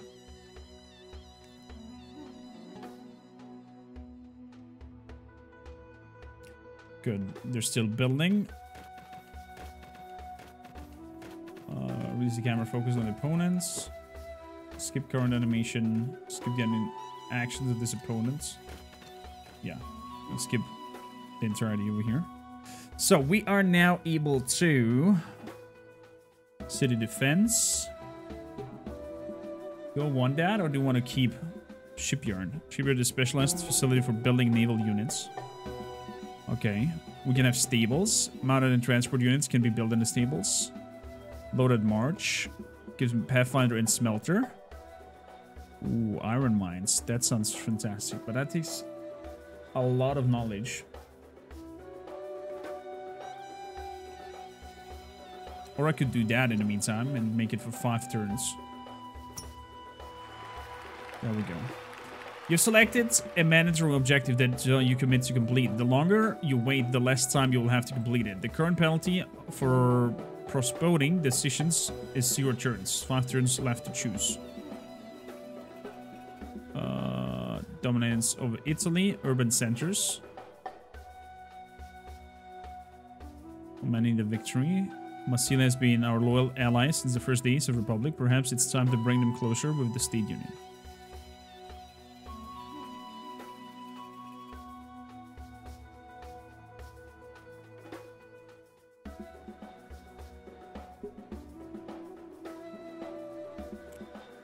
Okay. We must increase our home resource productions of gold, coal, and whatnot. Let's do that.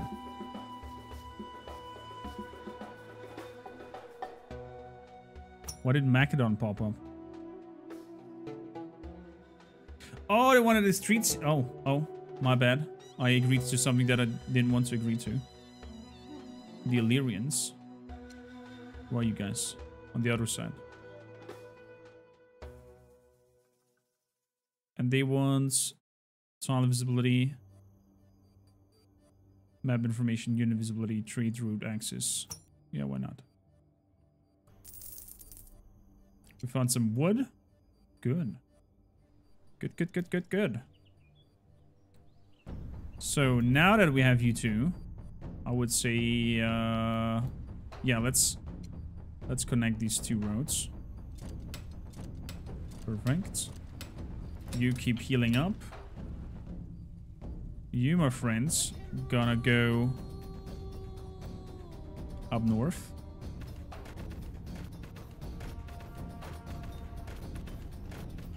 Perfect. You're gonna be a sleeper unit in there. So, Neapolis is building. Everyone is building and doing stuff. Good. Good. Can I end the turn?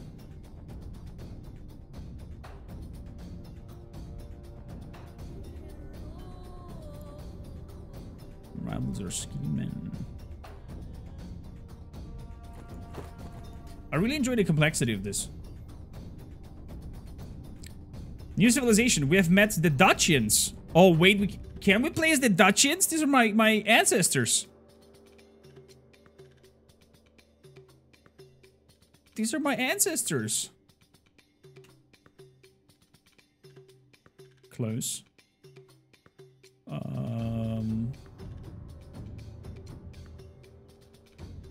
City visibility. With the Iberian tribes. Okay. Okay with that. Plebiscites in adjacent region. Plebiscite has been called in one of our neighboring regions. The territory is no longer controlled by the Hellenic League. The people there felt neglected and disconnected. What? And we get some more food. What kind of city are they talking about?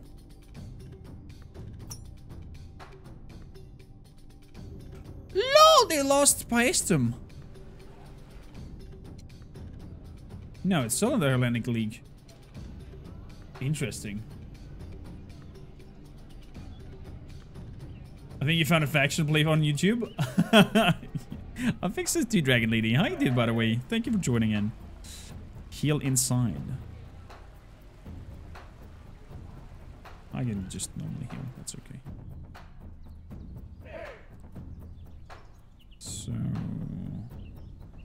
let's move up into the mountains. I'm gonna do some chop up here.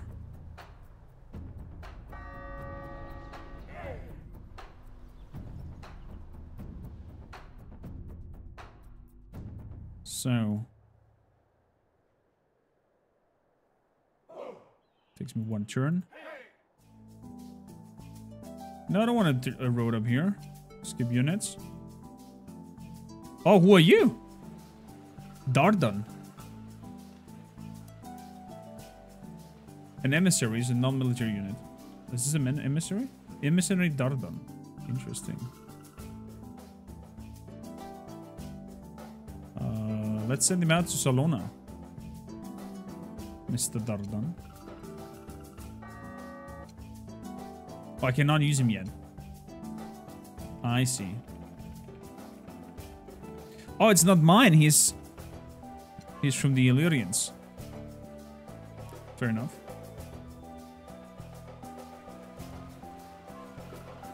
Fair enough. Okay. Siponto builds a stockade as well. Because it improves morale overall. Food surplus is going up now since we start building the thingies. Exactly. That's totally a word, the thingies, Jan. Totally a word. Goldsmith is done next turn. Very good. Very good. Oh, that sounds delicious, I would nearly say. That sounds delighting. That's the word I'm looking for. So of the one, thank you kindly for joining the Army of the North. Thank you for that follow. Alerts are off during this video, if you wonder.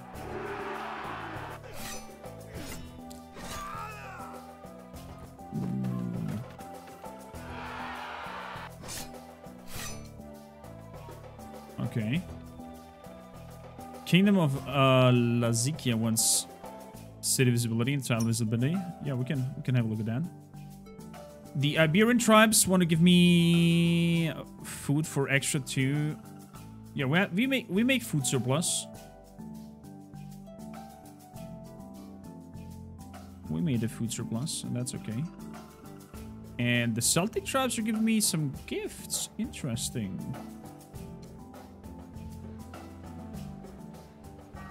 Interesting.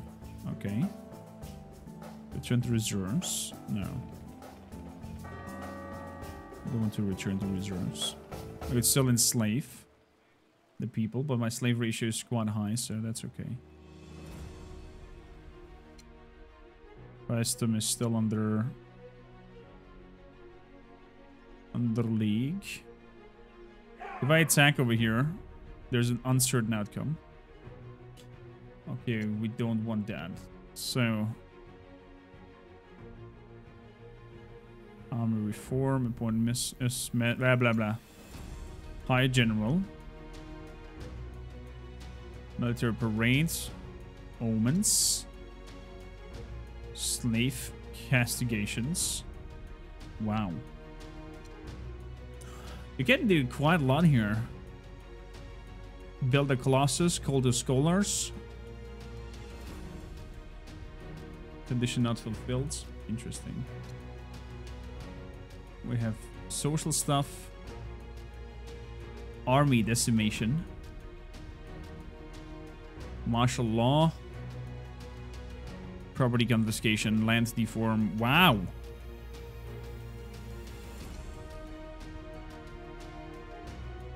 That is huge what we can do. Stockade has been built. Rome is free. Asculum is free. Let's see. You want a goldsmith now? Yeah, let's build a goldsmith in Rome. Want our infrastructure to go up. Perfect.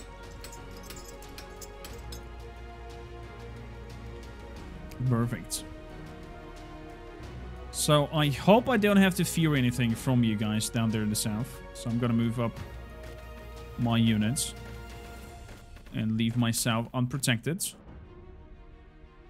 Apparently we cannot build anything up here. So I'm gonna move over here. And we're gonna chop the wood. Wood chop chop. And you, my friends, gonna... What is me... Fortification. Insufficient action points. We're gonna fortify up here and then attack from up here. Hopefully. Although I could push forward and attack Spina.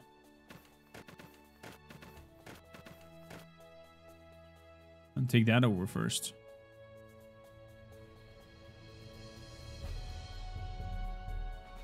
Yeah. End turn. Very risky there to push forward. And his supply line seems to be cut off. So, being cut off by supplies with units sounds or feels like an problematic thing to happen. There's some war going up in here with the Hellenics. I don't care that. Carthage is giving me a gift. Yes, I'll take that. Thank you kindly. Confederation proposal. Do you want to sign a confederation agreement with Massilia? Oh, hell yes, please. Objective Massilia reached. The submission of Massilia to our rule is the first step on New World rule. New policy of Campania changed. Civilizations of warriors. Your influence spreads to 2 cities of the Illyrians. Relations with Macedonians were improved by 12. Relations with the Illyrians were improved by 11. New stage objective Roman Empire has been agreed upon. Nice. He still has only words of admiration for us to delegate in the Hellenic League. Oh, so they are making good words for us. That's cool. Influence of Roman Republic in Dormanium is growing and the morale of the city dropped by 20%. Groups of part citizens led at the campaign of the citizens stirred up waves of public unrest. Dovanium. Okay. Lysis. Interesting. So they like us more and they make public unrest. Could that be that with that they just join me? By just public unresting? That might be interesting.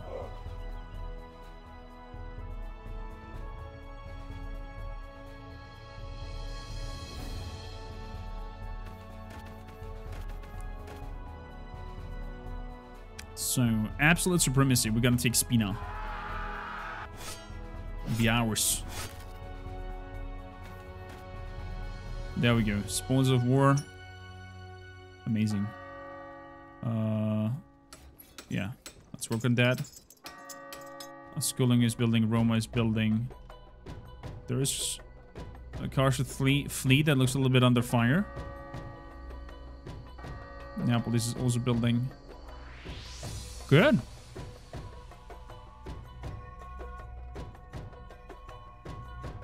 Increase my economy. 20 turns left. I'm on it. I'm on it. Okay. I'm building goldsmiths everywhere. I'm on that task. Look at that. Look at that. And Pavel did not believe in me at the beginning. Pavel was like, yeah, you will have troubles with Rome. You will get your ass whooped. But looks like we are... Okay. Confederation with the Hellenic League. And Sparta is signs. Interesting. Massilia wants to give us knowledge, golds, food, and everything else for coal for just 4 turns. Yeah, we have a lot of coal. I'm totally okay with that. I'm totally okay with that. Short odds. Fortify. How about we stay here? Solar units attack. We're gonna just stay there. Rome, you're done in 2 turns. With an emissary in Neapolis. That's okay. Good. Can I do anything? With not even games? Games not getting organized in less than 5 years apart. Okay. Fair enough. Fair enough. Slave ratio is quite high. Yeah. So expanding is also kind of dangerous. In a sense. Expanding too fast and too strong is also highly dangerous. Interesting.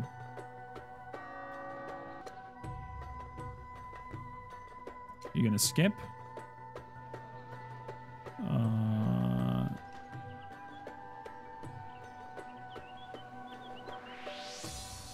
You're gonna skip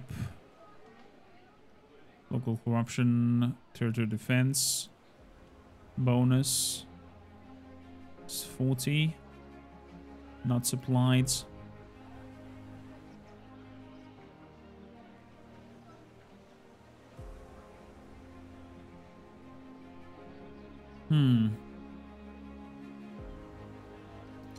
Can I see how far he can go? Not really.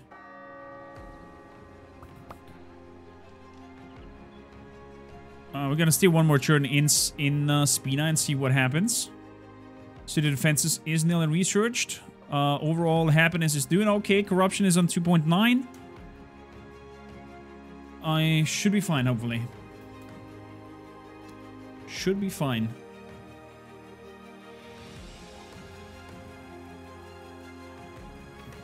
Let's see what I do. I don't care for you. No for Carthage. No for the Hellenic League.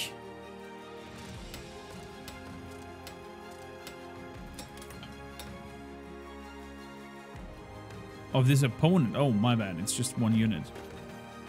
Massilia. Yeah, I don't care what Massilia does. Dacian tribes. Etruscans. Oh. They're coming for the attack. Okay. Oh! We slaughtered them. Oh, my poor boy. Oh, my poor boy. So we can now make smelters. Yes, that's what we want. Full on researching that. Epirus. Where are you guys? Epirus is over here. And you guys want what? Unit visibility, map information. Yeah, it's okay. We're gonna have that. We're gonna have that. Macedon is gifting me some stone. Okay. The Seleucids wants wood and stone. Okay. 23 turns. Gonna have that. General Famia has arisen. In the recent battle, one man, General Famia, distinguished himself. His courage and boldness will serve us. As an emissary, he can be used to steer foreign relationships and foreign courts. He can also join quests and treasure hunts. He gains experience through his actions so that one day he could be promoted to general. Ooh. Morkani's legion is starving and its morale decreased by 14. Oh, that's because the line of supply here is over. Wait, look at that. What's that? Encourage the units. Okay. Let's do that.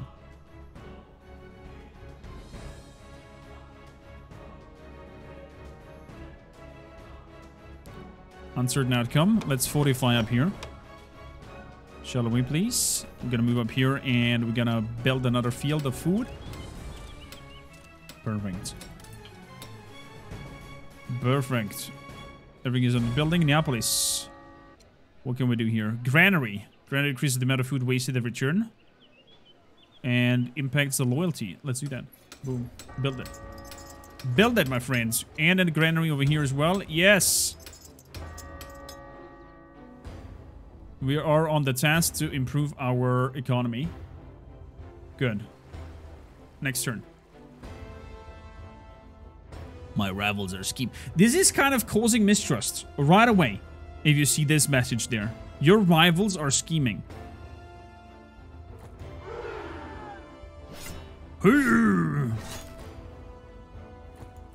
Nice. They're doing pretty good. The Hellenic League. Gallic tribes, Macedon, Lyrians. Seleucid empires. Massilia.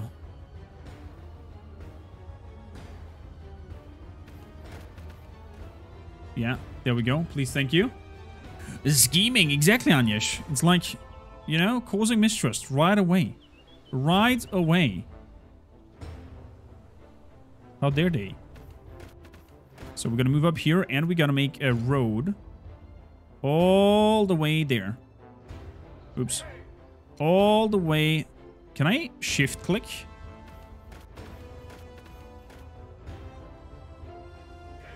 Wait, did I do it? No, I did not do it. So, dear Rome, I can make now a granary in here as well.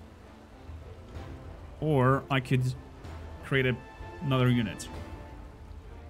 It takes me 4 turns. Let's create another unit. Uncertain outcome. Definite advantage. I think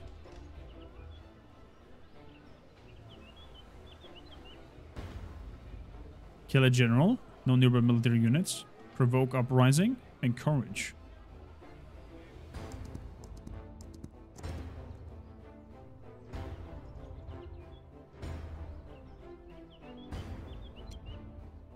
Do you want to kill the general for me? No. Oh, kill him. Let's see. What I could do someone else. Mutina and Aritium. Where's Mutina?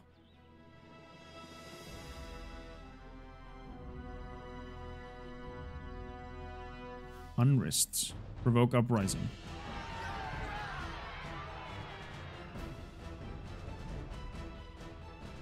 Okay. I'll take that.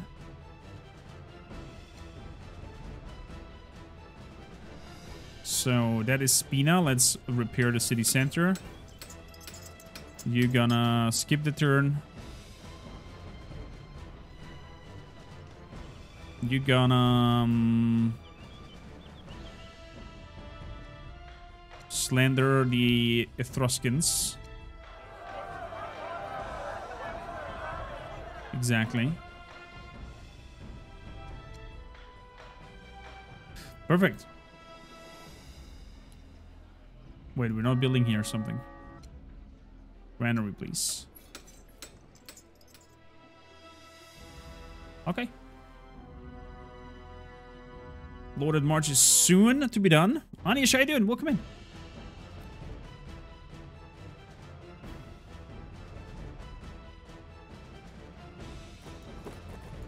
They see me scheming. They're demon. So Epirus is fighting with the Hellenics. I see. Epirus wants us...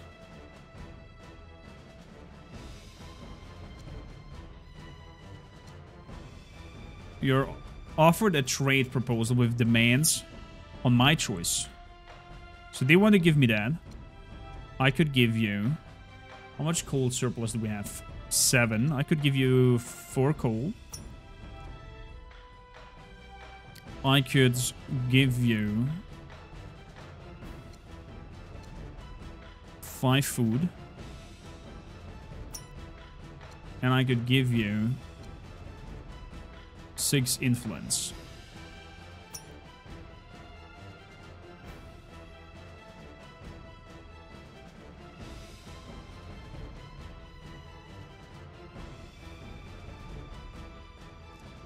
Let's offer my proposal and see what they say. The trade was cancelled with Macedon. Okay. There's a priest proposal from the Dacian tribes. Yeah, why not? I have demands and a big sword. Exactly. So, we want to heal.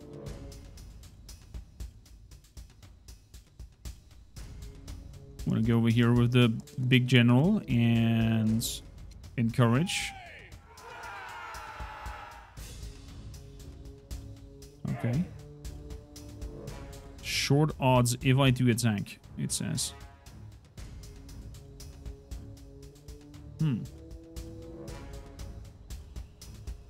We're gonna let him heal up. Then we're gonna see next turn.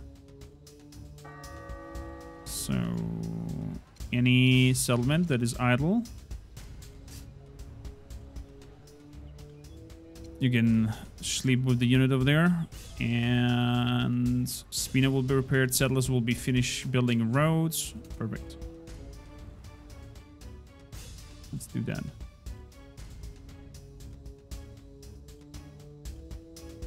Your rebels are scheming. Gonna finish that up right away. New technology. There we go. We can now build smelters. Baby. Yes, yes, yes. Shipbuilding, stables, blacksmith. Blacksmith acts as a resource multiplier for mines in its vicinity. Barracks. Military units with negative experience can be retrained here to restore them to default level experience. Discipline. Map item keeps its fighting spirit despite loss on the battlefronts. Nice. Some stables might not be bad for mounted stuff. Okay. Do we have anything over here? Sewers. Protection against plague. Ooh, that costs a lot of knowledge.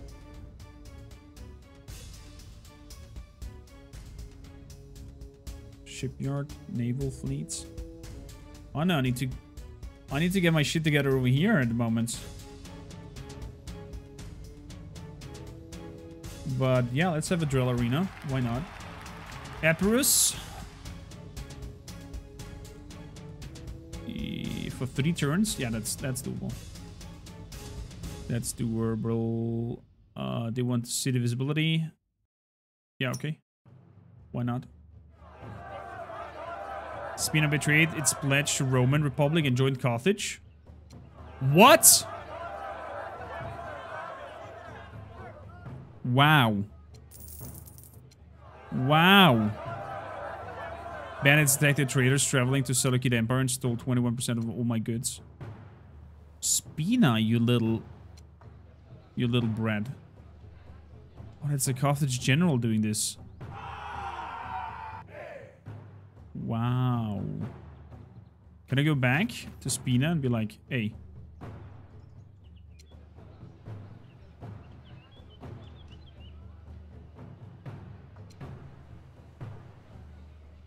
Are we at war with Carthage? They are at war with us. You little prick.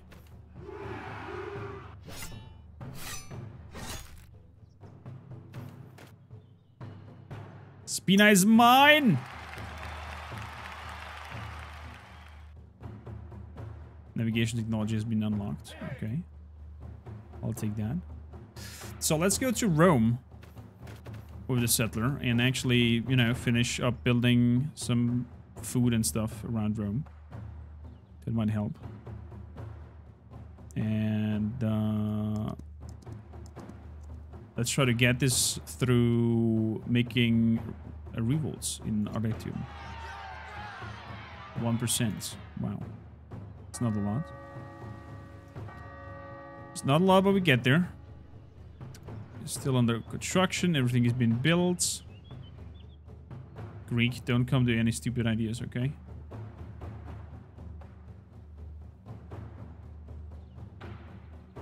Don't come to any silly ideas. My rebels are scheming.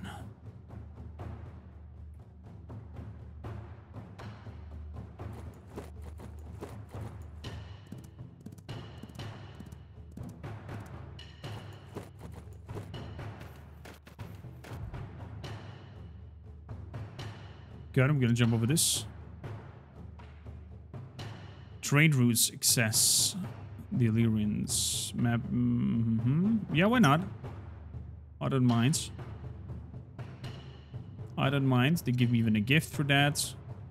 And the Etruscans want peace. No! Not gonna happen. Gold spread slanderous remarks about us to Mrs. Alia. Freaking bastards. Marcinius Legion is under a strong influence from another player and its morale decreased by 26%. Wow.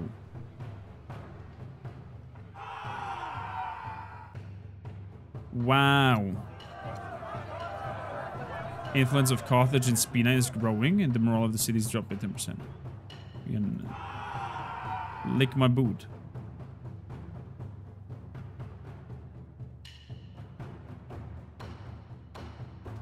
Provoke uprising. 1%. So, what can we do here? Schmelter. Doubles the production of connected mines. Let's do that. So...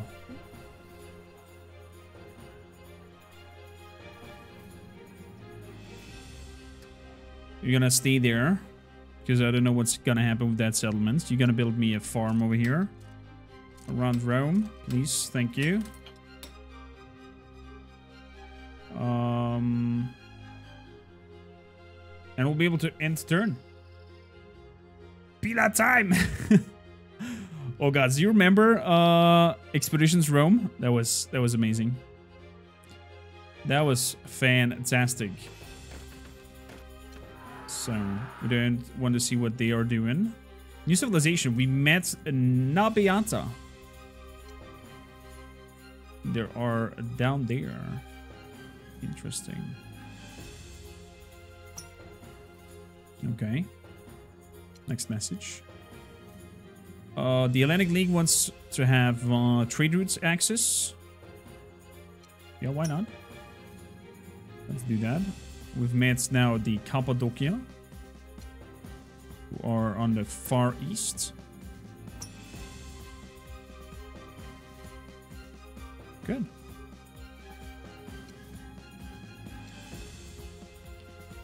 Nabiata is at war.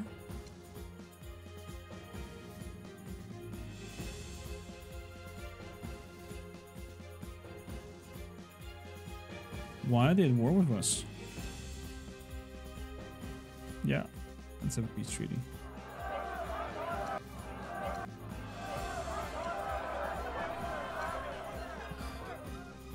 That general over there is annoying me.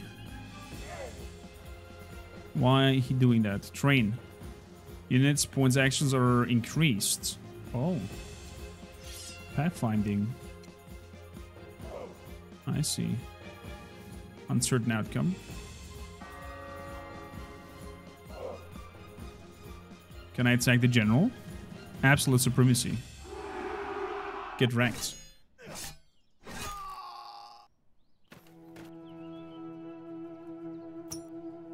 Thank you. Little bastardo. So what I want to build here is a road up north. Yeah, build me a road towards here. Did he do that? Yeah, it does that. Okay, perfect. We gotta try to provoke an uprising. Uncertain outcome if I attack. I'm a little bit afraid though.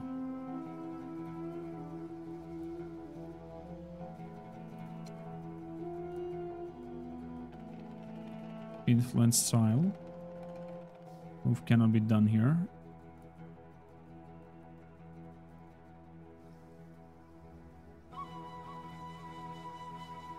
Oh, nice! We influenced that song to join us. Oh, ho, ho, ho, ho. Nah, that's good. That's good. That's good. Spina, be repaired, please. We killed the general, so we should be fine. Not having any trouble with, you know, local corruption is on 5. That's not good. Smelter. Let's have a smelter. Asculum, can you train me a settler, please? Thank you.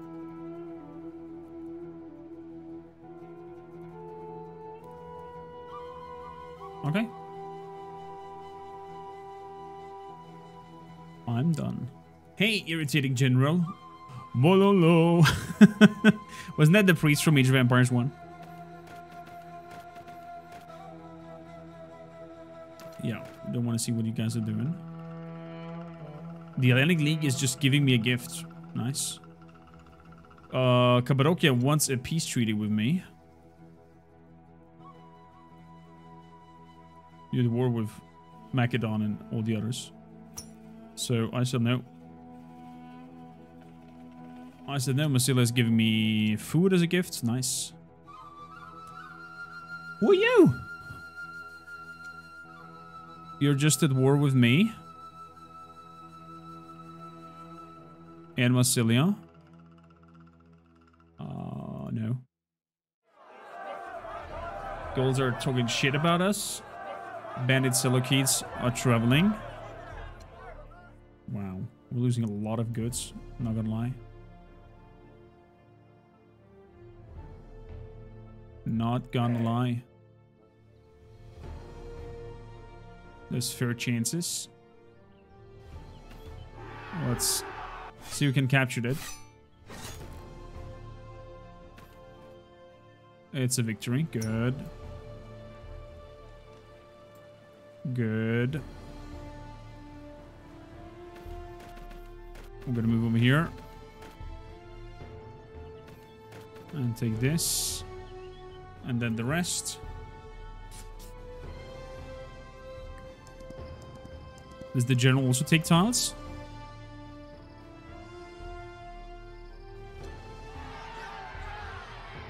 Good. Increased by 1. That's good. That is good. Slave ratio is on 53%. Oh my god. Can I sell slaves? Maybe I can sell slaves later on. So we're gonna have a granary, we're gonna have a smelter. Production of mines will be increased by 1.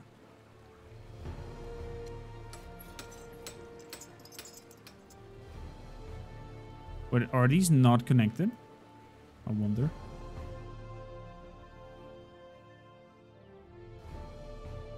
We'll see in a bit. We will see in a bit.